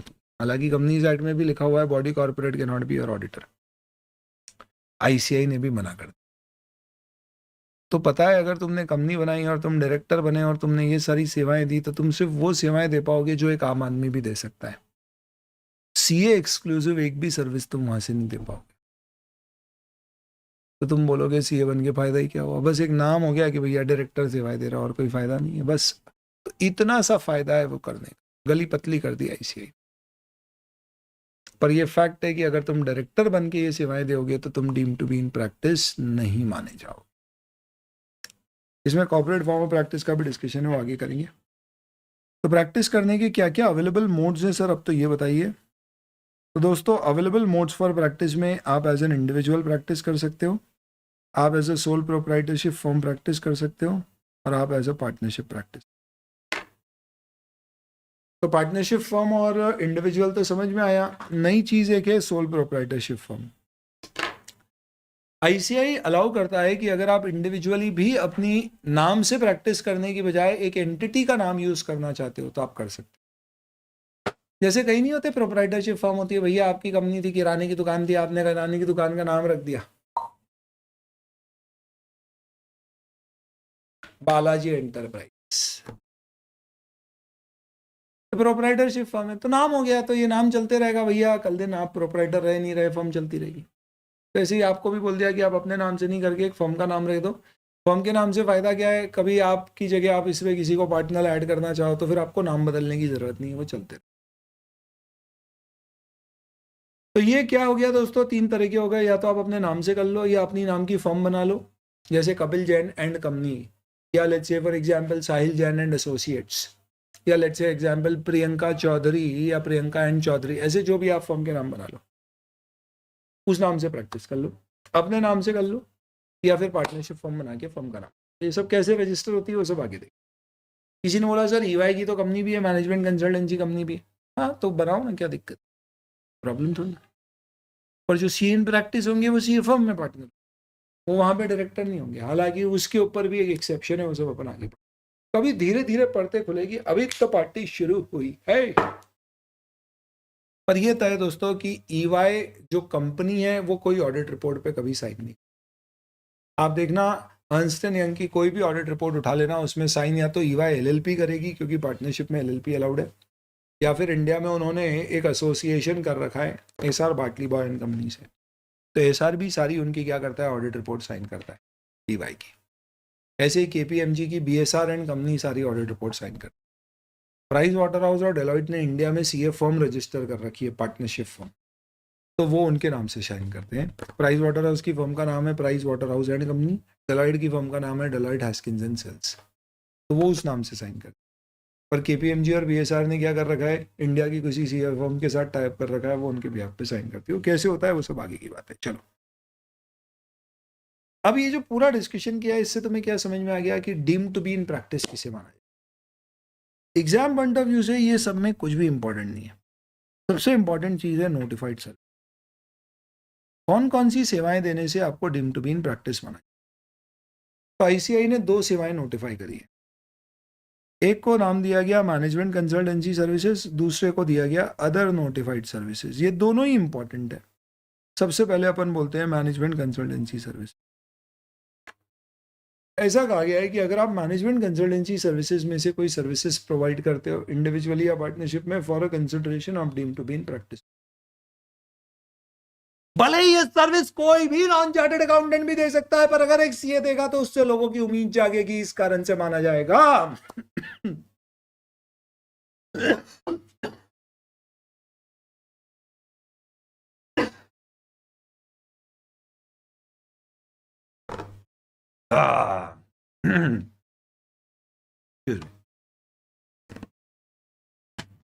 इस कारण से माना जाए क्या कि आप deem to be in practice हो, क्योंकि आपका नाम जुड़ गया ना, और आप इंडिविजुअल कैपेसिटी में दे रहे हो। यानी आपके पास वो पावर भी है कि आप दूसरे भी काम कर सकते हो। कौन से? जो सिर्फ सीए कर सकता है। तो अगर आपको वो काम करने की इच्छा है तो फिर आपके सारे कामों के ऊपर इंस्टीट्यूट क्या करेगा? बंदिशें लगाएगा। आप इनमें से कुछ भी करो, आप deem to be in practice. खत्म।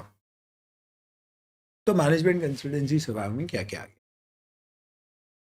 हाँ, financial management related, cost management related, organisation, business management, system management. इस पूरे में ध्यान रखना इंपॉर्टेंट 2 चीज़ें होती है। एक तो जो मैनेजमेंट सर्विसेज में स्पेसिफिक एक्सक्लूजन्स हैं, और जो मैनेजमेंट कंसल्टेंसी सर्विसेज की अलग से डेफिनेशन दी गई। एग्जाम में क्वेश्चन इन 2 चीज़ों पे ही आते हैं। देखो दोस्तों, रेगुलर बैच में क्या होता है, अपन पूरा पढ़ते हैं, इंपॉर्टेंट मार्क करते हैं। फास्ट ट्रैक में थोड़ी अप्रोच क्या होगी, हर चीज़ में जो इंपॉर्टेंट है मैं सीधे उस पर आपको फोकस करवाऊँ। पहले ही बता दूंगा, पढ़ेंगे पूरा पर फोकस उस पर रहेगा। तो आपको भी पता है क्यों? क्योंकि इतना बड़ा सिलेबस है, सारा नहीं पढ़ा जा सकता। फास्टर का अप्रोच कितना है, एकदम टारगेटेड है। तो सिस्टम मैनेजमेंट की आपको डिस्क्रिप्शन दिया था, आपको देखना पड़ेगा। सिस्टम मैनेजमेंट यानी सिस्टम का एनालिसिस, डिज़ाइन करना। कंप्यूटर रिलेटेड सर्विसेज जैसे कि selection of hardware, development of software in all areas of service which can otherwise be rendered by chartered accountant in practice, and also to carry out professional services relating to electronic data processing. कभी तुमको ऐसा सवाल आ जाए कि एक chartered accountant एक company है जो अपने यहाँ पे पूरा आईटी इंफ्रास्ट्रक्चर बना रही है, और उसको बोला है कि तो हमें हेल्प करो ये डिसाइड करने में कि हमें कौन सा कंप्यूटर खरीदना चाहिए, सॉफ्टवेयर खरीदना चाहिए, नेटवर्क यूज़ करना चाहिए, फायरवॉल बनाना चाहिए, और सीए ने ऐसी सर्विसेज दे दी, पर उसका कहना है कि मैं ये सेवाएं दे सकता हूँ भले ही मैं मेंबर इन प्रैक्टिस नहीं हूँ। क्यों? क्योंकि ये सीए रिलेटेड सर्विस नहीं है। तो आपको बोलना पड़ेगा सीए तू गलत है, क्योंकि आईसीआई ने नोटिफाई किया है कि अगर तू पैसे के लिए इंडिविजुअल या पार्टनरशिप की कैपेसिटी में नोटिफाइड सर्विस देगा तो deem to be in practice. Notified service में मैनेजमेंट कंसल्टेंसी सर्विस नोटिफाइड है, जिसमें सिस्टम डिजाइन और इम्प्लीमेंटेशन सर्विस नोटिफाइड है, जिसमें सिलेक्शन ऑफ हार्डवेयर और सॉफ्टवेयर नोटिफाइड है। इस कारण से तो deem to be in practice ऐसे लिखना पड़ेगा। इसलिए मैंने बोला जहां जहां डिस्क्रिप्शन दिया ना वो इंपॉर्टेंट है। इंस्टीट्यूट इतना बदमाश है, वो इसमें से एक पर्टिकुलर चीज उठा के उस पर क्वेश्चन पूछता। और दोस्तों यही बदमाशी के कारण चार्टेड अकाउंटेंट की आज वक्त है, क्योंकि जो आई फॉर डिटेल हमारी होती है ना दोस्तों, वो बहुत ही कम प्रोफेशनल्स की होती है।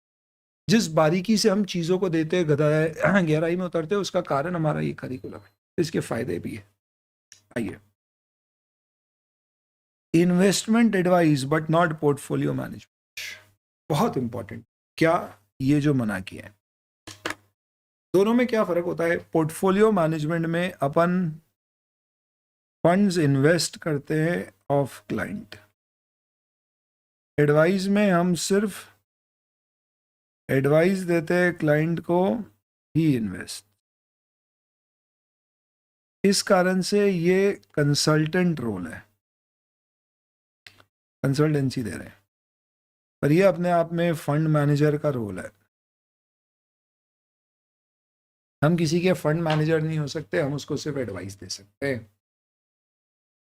तो अपने पास एक क्लाइंट आया, उसने बोला अरे यार ये साहब बताओ ना पैसे का इन्वेस्ट करो। बड़ा आदमी है, पहले बहुत छोटा था। मुझे याद है जब पहली बार आया था तो उसने बोला सर बताओ इन्वेस्ट क्या करूँ पैसे। हमला आपने क्या सोचा है? उन्होंने बोला यार मैं सोच रहा हूँ 20% एफडी कर दूँ, 30% आरबीआई बॉन्ड्स में डाल दूँ और 50% इक्विटी में डाल दूँ।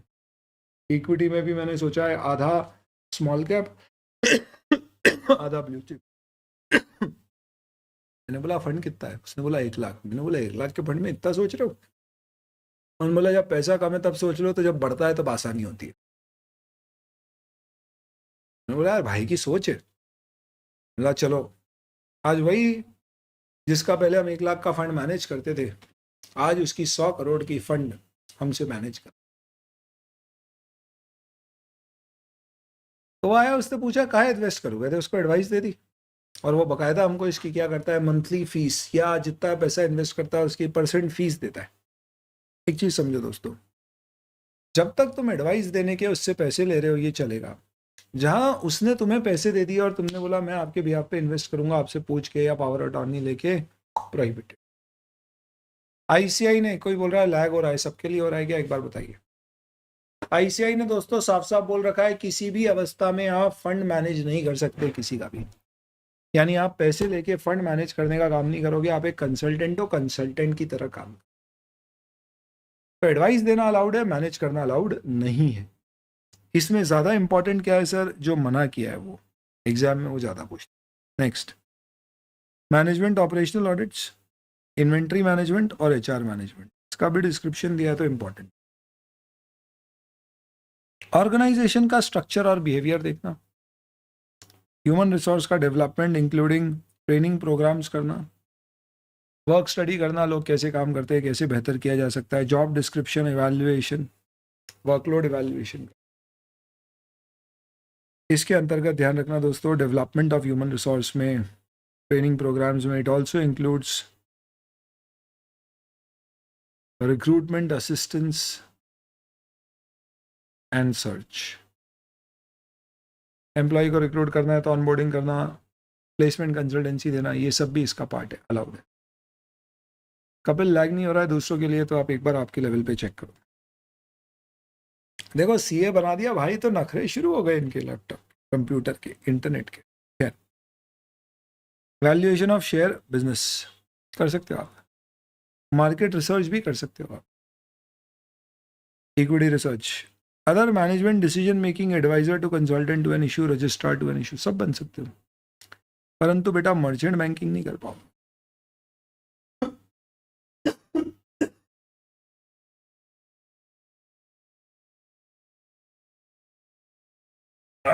एक्सक्यूज मी, मर्चेंट बैंकिंग नहीं कर पाओ। What is merchant banker? Merchant banking which involves underwriting, ये प्रोहिबिटेड है।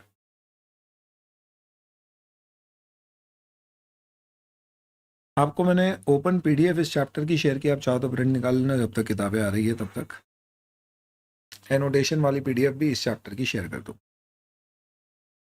तो अगर एग्जाम में सिंपल आता है क्वेश्चन, क्या सीए मर्चेंट बैंकर बन सकता है, can CA be a merchant banker, तो आप आंसर लिख देना नो।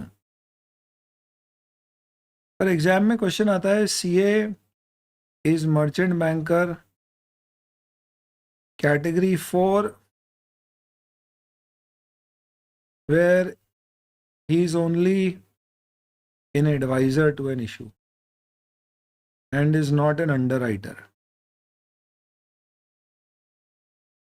तो आपका आंसर होगा चलेगा। फिर ऑब्वियसली बात है, मैं सीएन प्रैक्टिस की बात कर रहा हूँ।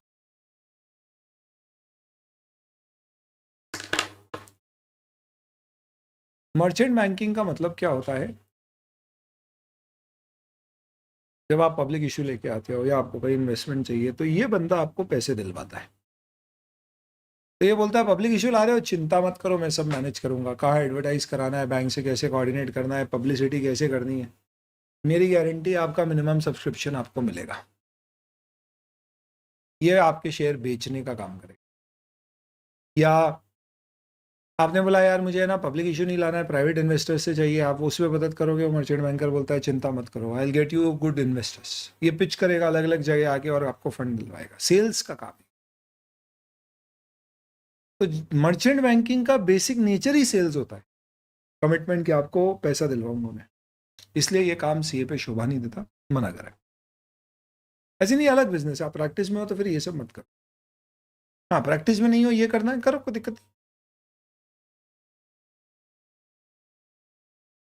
तो मर्चेंट बैंकिंग अलाउड है या नहीं है, तो अगर क्वेश्चन बोले सिर्फ मर्चेंट बैंकिंग तो बोल देना नहीं। क्यों? क्योंकि मर्चेंट बैंकर का बेसिक रोल ही अंडर राइटिंग का होता है। पर स्पेसिफिक बोले अंडर राइटिंग नहीं कर रहा हूँ और मर्चेंट बैंकिंग कर रहा हूँ, सिर्फ कंसल्टेशन दे रहा हूँ, तो चलेगा। तो पहले होता था सेबी में 4 कैटेगरी के मर्चेंट बैंकर होते थे। कैटेगरी 4 के पास अंडर राइटिंग लाइसेंस नहीं होता था, वो सिर्फ कंसल्टेंट टू एन इशू होता था, वो आप कर सकते। 3 to 1 में अंडर राइटिंग भी होती थी, प्लस एक लेवल पे आप मार्केटिंग करते थे, एक लेवल पे आप मार्केटिंग रजिस्ट्रार कंसल्टेंट सब कुछ बनते थे। तो जितना बड़ा लेवल उतनी ज़्यादा सेवाएं आप दे सकते हो। तो अंडर राइटिंग जैसे ही इन्वॉल्व हो गई, प्रोहिबिटेड।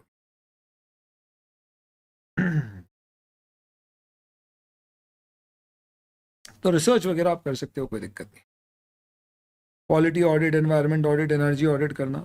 बैंकिंग सेक्टर में रिकवरी कंसल्टेंट बनना, ध्यान रखना कंसल्टेंट बोला है। आप रिकवरी एजेंट मत बन जाना। एजेंट मतलब कि आप वसूली करने मत चले जाना। आपने 10 इस तरह के क्या रख लिए, एकदम ऐसे आर्टिकल रख लिए 6-6 फुट के, टॉल डार्क हैंडसम, और आपने वसूली का काम ले लिया, बढ़िया ऐसे पीतल की माला पहना दी है 10-10 तोले की सबको, और सब वसूली पे जा रहे हैं। एनबीएफसी ने हमें काम दिया है, जहाँ जहाँ से लोन रिकवर नहीं हो रहे वो रिकवर करवा रहे हैं। ऐसे काम नहीं करना। कंसल्टेंट अलग होता है। कंसल्टेंट क्या होता है? आरबीआई के साथ रजिस्टर्ड कंसल्टेंट होते हैं।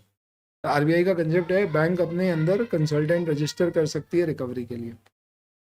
ये कंसल्टेंट का बेसिक रोल क्या होता है? आपके एनपीए हो गए या कहीं से रिकवरी करना है, तो वो उनसे जाके एक तरह से निगोशिएशन करके दोनों पार्टीज को मिलवा के क्या करें, सेटल करवाए। इसे बोलते हैं कंसल्ट। आप रिकवरी कंसल्टेंट बन सकते हो इसमें।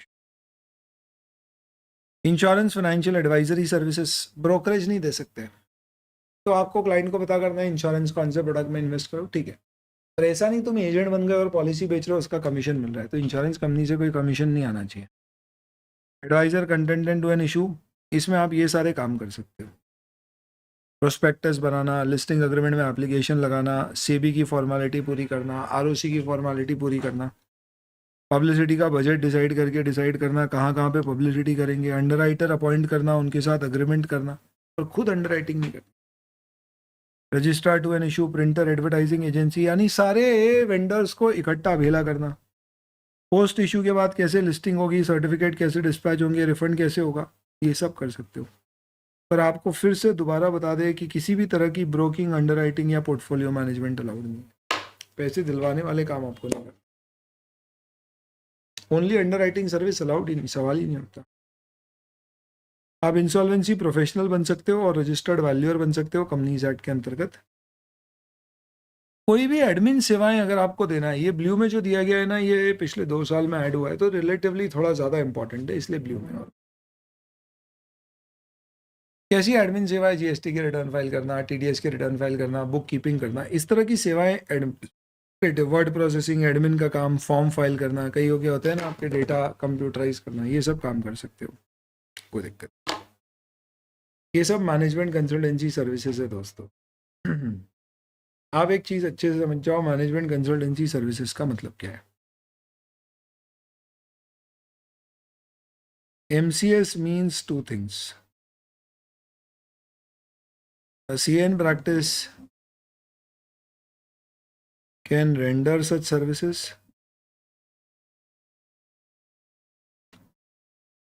A CA rendering such services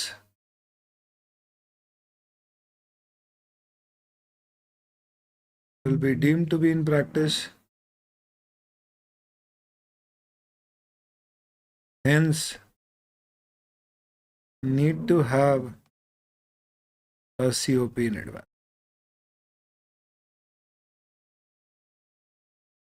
इसके दोनों मतलब है, समझने के लिए लिखा है।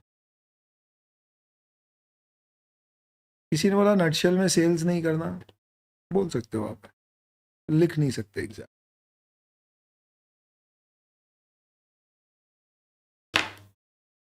समझ गए?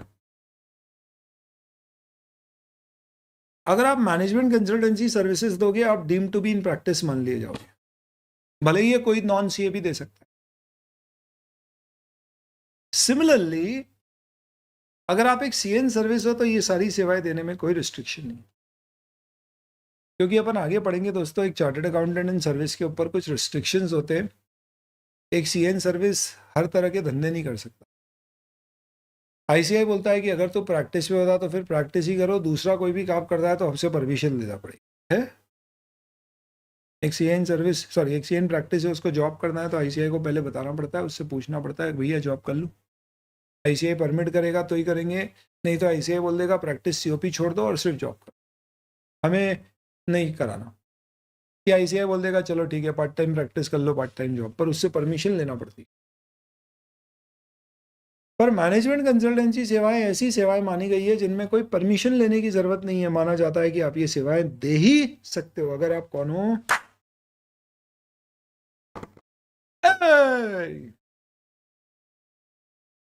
तो एक सीएन प्रैक्टिस ये सेवाएं दे सकता है, इसका एक मतलब ये है, और इसका दूसरा मतलब ये भी है कि अगर तुम सीए हो और इनमें से कोई भी सर्विसेज दोगे तो मान लिया जाएगा क्या कि तुम सीए इन प्रैक्टिस हो, deem to be in practice. तो एग्जाम में क्वेश्चन दोनों तरह के आ सकते हैं। एक चार्टर्ड अकाउंटेंट प्रैक्टिस में है और वो इन्वेस्टमेंट एडवाइजरी सर्विस देता है पर खुद फंड मैनेज नहीं करता है, बताइए क्या चलेगा? आप बोलोगे यो। और आपको क्वेश्चन ऐसा भी आ सकता है कि एक चार्टर्ड अकाउंटेंट है जो प्रैक्टिस में नहीं है लेकिन उसने बैंकिंग सेक्टर में रिकवरी कंसल्टेंट का काम शुरू किया है, क्या उसे deem to be in practice माना जाएगा? तो आपको आंसर देना होगा हाँ, क्योंकि वो नोटिफाइड सर्विसेज का पार्ट है। ऐसा तो दोनों तरह के क्वेश्चन आ सकते हैं, दोनों तरह से आपको समझना है। ये मैनेजमेंट कंसल्टेंसी सर्विसेज का डिस्कशन हुआ है, पहला पार्ट। नोटिफाइड सर्विसेज काउंसिल के द्वारा दो हैं, एक मैनेजमेंट कंसल्टेंसी सर्विस है और एक अदर नोटिफाइड सर्विस है। अब अपन उस पर आते हैं। आप देखो अभी तक कहीं पर भी टैक्स मैटर्स नहीं आए, तो अदर नोटिफाइड सर्विसेज के अंतर्गत कहा गया है कॉस्ट, टैक्स और फाइनेंशियल मैटर में अगर आप एडवाइजर या रिप्रेजेंटेटिव की कोई भी सेवाएं देते हो तो भी deem to be in practice. Professional capacity, ना तो पर्सनल में ना एज एन एम्प्लॉय। पर्सनल मतलब बिना पैसे के, एम्प्लॉयमेंट यानी कि एज अ एम्प्लॉय यानी कि एम्प्लॉयर के बिहाफ पे। तो प्रोफेशनल कैपेसिटी में अगर आप liquidator, trustee, executor, administrator, arbitrator, receiver, advisor, representative for costing financial taxation matter, ये इनफैक्ट इसको ऐसे पढ़ना चाहिए, रिसीवर, एडवाइजर और रिप्रेजेंटेटिव फॉर कॉस्टिंग फाइनेंशियल और टैक्सेशन मैटर। तो पहले देखो लिक्विडेटर, कंपनी लिक्विडेशन वाले काम। अब आप गवर्नमेंट के एम्प्लॉई हो, सेंट्रल गवर्नमेंट के, और वो काम कर रहे हो तो deem to be in practice नहीं, क्योंकि इंडिविजुअल कैपेसिटी में नहीं है। ट्रस्टी अपॉइंट कर देते, कई बार कोई थर्ड पार्टी की डेथ हो गई, उसने अपनी प्रॉपर्टी में ट्रस्टी अपॉइंट कर दिया और बोला भैया तुम मैनेज करना इस प्रॉपर्टी को पब्लिक वेलफेयर में या पैसे कमाने के लिए। तो उसमें नॉर्मली सीएस टाइप के लोगों को भी इंडिपेंडेंस के कारण अपॉइंट कर देते। एग्जीक्यूटर, किसी की इंस डेथ हो जाती है तो विल एग्जीक्यूट करने का काम। कोई इंसॉल्वेंट हो जाता है तो उसकी लाइबिलिटी पे ऑफ करने के लिए आर्बिट्रेटर एडमिनिस्ट्रेटर अपॉइंट, उसकी ऑफिशियल रिसीवर अपॉइंट किए जाते हैं। रिसीवर उसे कहते हैं, रिसीवर मैंने ग्रीन में मार्क करना चाहिए। रिसीवर इंसॉल्वेंसी के केस में किसी की प्रॉपर्टी के ऊपर एडमिनिस्ट्रेशन एज इन प्रोटेक्ट करना है, भैया कोई फॉरेन चले गया तो एडमिनिस्ट्रेटर अपॉइंट कर देना। आर्बिट्रेटर, मांडवाली करवाना, दो लोगों के झगड़े हो गए, सुलझाना, out of the court settlement. इन सब सेवाओं के लिए या फिर एडवाइजर और रिप्रेजेंटेटिव सर्विसेज आप दे रहे हो कॉस्टिंग फाइनेंशियल टैक्स मैटर, पैसों के लिए, इंडिविजुअल पार्टनरशिप में, एम्प्लॉयमेंट में नहीं, तो deem to be in practice. इसके अलावा आप central government, state government, court of law, legal authority ये सेक्रेटरी बन रहे हो बिना एम्प्लॉयमेंट लिए तो भी deem to be in practice हो, इंपॉर्टेंट नहीं है, स्किप करो। और सर्विस विद आर्म्ड फोर्सेस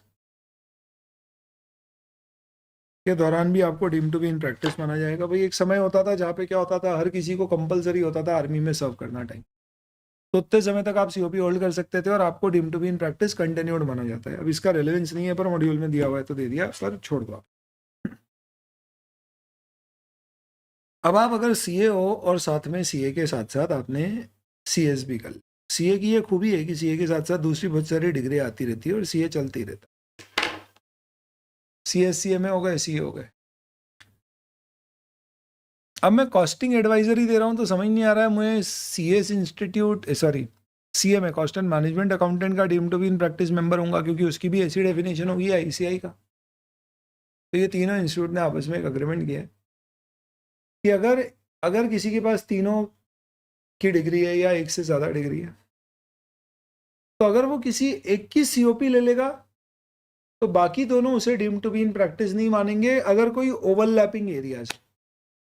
तो मैं सीए बन गया, सीएमए बन गया, पर मैंने सीएमए की सीओपी ले ली और मैं कॉस्टिंग की एडवाइस दे रहा हूँ, तो टेक्निकली कॉस्टिंग की एडवाइस अगर मैं इंडिविजुअल कैपेसिटी में दूंगा और मैं चार्टर्ड अकाउंटेंट तो ही हूँ, मेंबर तो हूँ, तो मैं deem to be in practice ICI का जाऊँगा तो आईसीआई मुझे नहीं मानेगा। आईसीआई बोलेगा कोई दिक्कत नहीं है क्योंकि आपने सीएमए की सीओपी ले रखी है तो हम आपको यहाँ नहीं मानेंगे। ऑब्वियस सी बात है, फिर आप वही काम कर पाओगे जो सीएमए की सीओपी में अलाउड है, ये नहीं कर पाओ तो कंपनी ऑडिट, टैक्स ऑडिट नहीं करोगे, कॉस्ट ऑडिट करना। इसी तरह से कोई सीए ने अगर सीए की सीओपी ली है तो दूसरे इंस्टीट्यूट उसको अपने शिकंजे में नहीं कसेगा। क्या सर मैं ड्यूअल सीओपी ले सकता हूँ कि सीए और सीएस दोनों की ले ली? आईसीआई को प्रॉब्लम नहीं है दोस्त। आईसीआई बोलता है if you want to hold COP of chartered accountancy and also CS CMA और advocacy we have no problem if the other institute has no problem. पर तीनों इंस्टीट्यूट अलाउ नहीं करते। तीनों इंस्टीट्यूट बोलते हैं अगर आपकी आईसीआई की यही सीओपी है तो हम आपको प्रैक्टिसिंग सर्टिफिकेट नहीं देंगे यहाँ पे। तो अगर क्वेश्चन आए क्या ड्यूअल सीओपी अलाउड है तो आप लिखोगे आईसीआई ने परमिशन दी है कि एक CA in practice COP hold करने के साथ साथ सीएमए, आईसीएसआई सीएस इंस्टीट्यूट और बार काउंसिल एडवोकेट, इन तीनों में से किसी की भी सीओपी होल्ड कर सकता है अगर वो इंस्टीट्यूट परमिट करे, नॉट अदर। ठीक है, ज्ञान की बातें कभी पूछते नहीं। इसके साथ ही तुम्हारा पूरा डिस्कशन किसका कंप्लीट हो जाता है, deem to be in practice. इसके ऊपर क्वेश्चंस कैसे आते हैं, अब एक आध दो मैं आपको क्वेश्चंस बताऊंगा और उसको कैसे आंसर लिखना है, ये इसलिए ताकि आपकी अभी से अप्रोच डेवलप हो जाए एग्जाम में क्वेश्चंस किस तरह के पॉसिबली हो सकते हैं, उसको हैंडल कैसे करना है।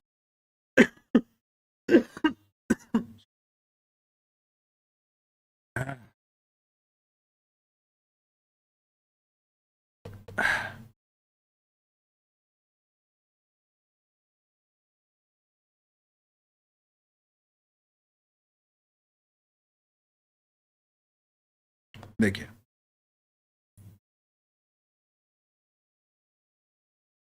डिस्क्रिप्टिव क्वेश्चंस, बस उसके बाद conclude. Mr. A, a practicing chartered accountant, agreed to select and recruit personal conduct training program for and behalf of client. Is that a professional misconduct? तो क्वेश्चन ने बोला है प्रैक्टिसिंग सीए और आप ये सेवाएं दे रहे हो। मैंने बोला दो तरह से क्वेश्चन आते हैं। प्रैक्टिसिंग सीए ये कर सकता है, आप बोलोगे हाँ अलाउड है। दूसरा आता है आप सीए हो, प्रैक्टिस में नहीं हो और आप ये कर रहे हो क्या deem to be in practice हो, ये वो क्वेश्चन। ऐसे प्रोफेशनल एथिक्स के सारे क्वेश्चंस के आंसर तीन पार्ट्स में देना। सबसे पहले प्रोविजन लिखना, आप लिखना as per section 2 subsection 2 A member is deemed to be in practice if individually or in partnership with any other member in practice or specified professionals he renders any of the specified services. ICI has notified counsel is notified management consultancy services which includes HR management services, which includes conduct of training program, development program, job search, recruitment consultancy, job description, work study, etc. In this case CA practice में है और वो यही काम कर रहा है जो कि नोटिफाइड सर्विसेज के अंतर्गत दिया गया है, तो इसमें कोई गलती नहीं है। तो ये प्रोफेशनल मिसकंडक्ट नहीं है। ये शब्द अभी अगली क्लास में आएगा, आप समझ जाओ। आइए, तो क्या बोला है नटशेल में, देखिए as per section 2 subsection 2 sub clause 4 which is basically other notified services, ये पूरी कहानी लिखी। फिर management consultancy includes personal recruitment selection, फिर पर्सनल रिक्रूटमेंट सिलेक्शन इंक्लूड्स ये सब चीजें, hence there is no misconduct. Exam में आप ये वाला आंसर क्वेश्चन का देखोगे या स्टडी मटेरियल में देखोगे तो ऐसा लिखा हुआ नहीं मिलेगा प्रोविजन, डेफिनेशन और कंक्लूजन, पर आपको आपके क्वेश्चन बैंक में ऐसा लिखा हुआ मिलेगा ताकि आप ऐसे पढ़ के एग्जाम में वैसे पार्ट में 3 पार्ट में डिवाइड करके आंसर लिखो। क्या हमें लिखना चाहिए प्रोविजन, कंक्लूजन, कोई जरूरत नहीं। 3 पैराग्राफ, हर पैराग्राफ के बीच में एक एक लाइन छोड़ना और अंडरलाइन करना। आप लिख दोगे ना provision facts of the case और कंक्लूजन तो और अच्छा है, पर मत लिखना, समय खराब होगा, समय पछता नहीं। बस आप 3 पैरा में डिवाइड करके लिखना और सोचना प्रोविजन लिख रहे हो तो सिर्फ प्रोविजन लिखना, फिर फैक्ट्स के साथ इंटरप्रिटेशन और फिर कंक्लूजन। तो यहाँ पे कई बार ऐसा होता है फैक्ट्स, इंटरप्रिटेशन, कंक्लूजन, पैराग्राफ को मर्ज कर देते हैं जब प्रोविजन बहुत ज़्यादा लेंदी हो जाता है, ऐसा करता है इंस्टीट्यूट। एक और देख, CN practice provide management consultancy other service to his client, तो CN practice है, उसका क्वेश्चन नहीं है। 2015 I'm looking to growing needs of his client to invest in stock market. He also advised them on portfolio management service whereby he managed the portfolio of some client. तो advice में problem नहीं थी पर portfolio management में दिक्कत है। तो वापस section 2 subsection 2 clause 4 notified service, portfolio management prohibited, आपने वो किया है फंड मैनेज करके, इसलिए आप गिल्टी ऑफ मिसकंडक्ट, ऐसे आंसर लिख।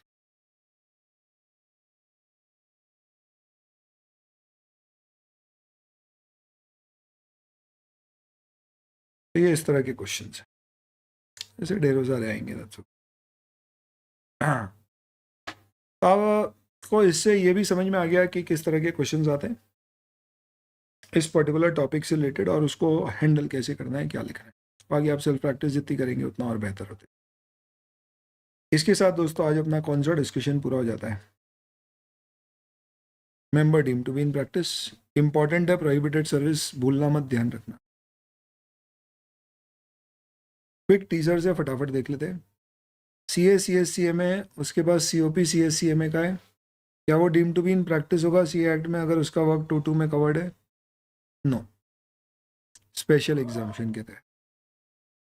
CN practice deem to be in practice होगा अगर वो डीमिंग सर्विसेज में एंगेज हुआ? नहीं, क्योंकि वो एम्प्लॉयर के बिहाफ पे कर रहा है, इंडिविजुअल कैपेसिटी में नहीं कर रहा है। क्या एक CA रिकवरी एजेंट हो सकता है? नहीं, कंसल्टेंट, वो भी सिर्फ बैंकिंग सेक्टर को, हर सेक्टर को नहीं, एजेंट नहीं। क्या ड्यूअल COP CA की CS एडवोकेट CMA और दूसरों के साथ परमिटेड है? ICI प्रोहिबिट नहीं करता है इन तीनों के साथ, अदर्स में नो है आंसर, 3 के साथ ही इंस्टीट्यूट ने। जाते जाते दोस्तों आपको एक जानदार क्वेश्चन देके जाता हूँ, सोचिएगा इसके बारे में, अगली क्लास में इसका डिस्कशन करेंगे। CA in service after office hours also files income tax returns of colleagues for a fees. Is he deemed to be in practice?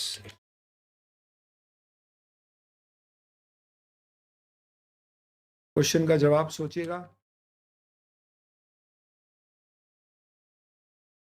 Answer मैंने दे दिया है, अगली क्लास में डिस्कस करेंगे। अपना यहाँ तक का डिस्कशन होता है। आज छोटा सा डिस्कशन हुआ हमारा, 45 मिनट्स कोर्स के डिस्कशन पे चले गया, बाकी फिर अपन ने एक बेसिक चीज़ समझी, पर बहुत इंपॉर्टेंट डिस्कशन था। क्यों? क्योंकि पूरा एथिक्स शुरू इसी से होएगा।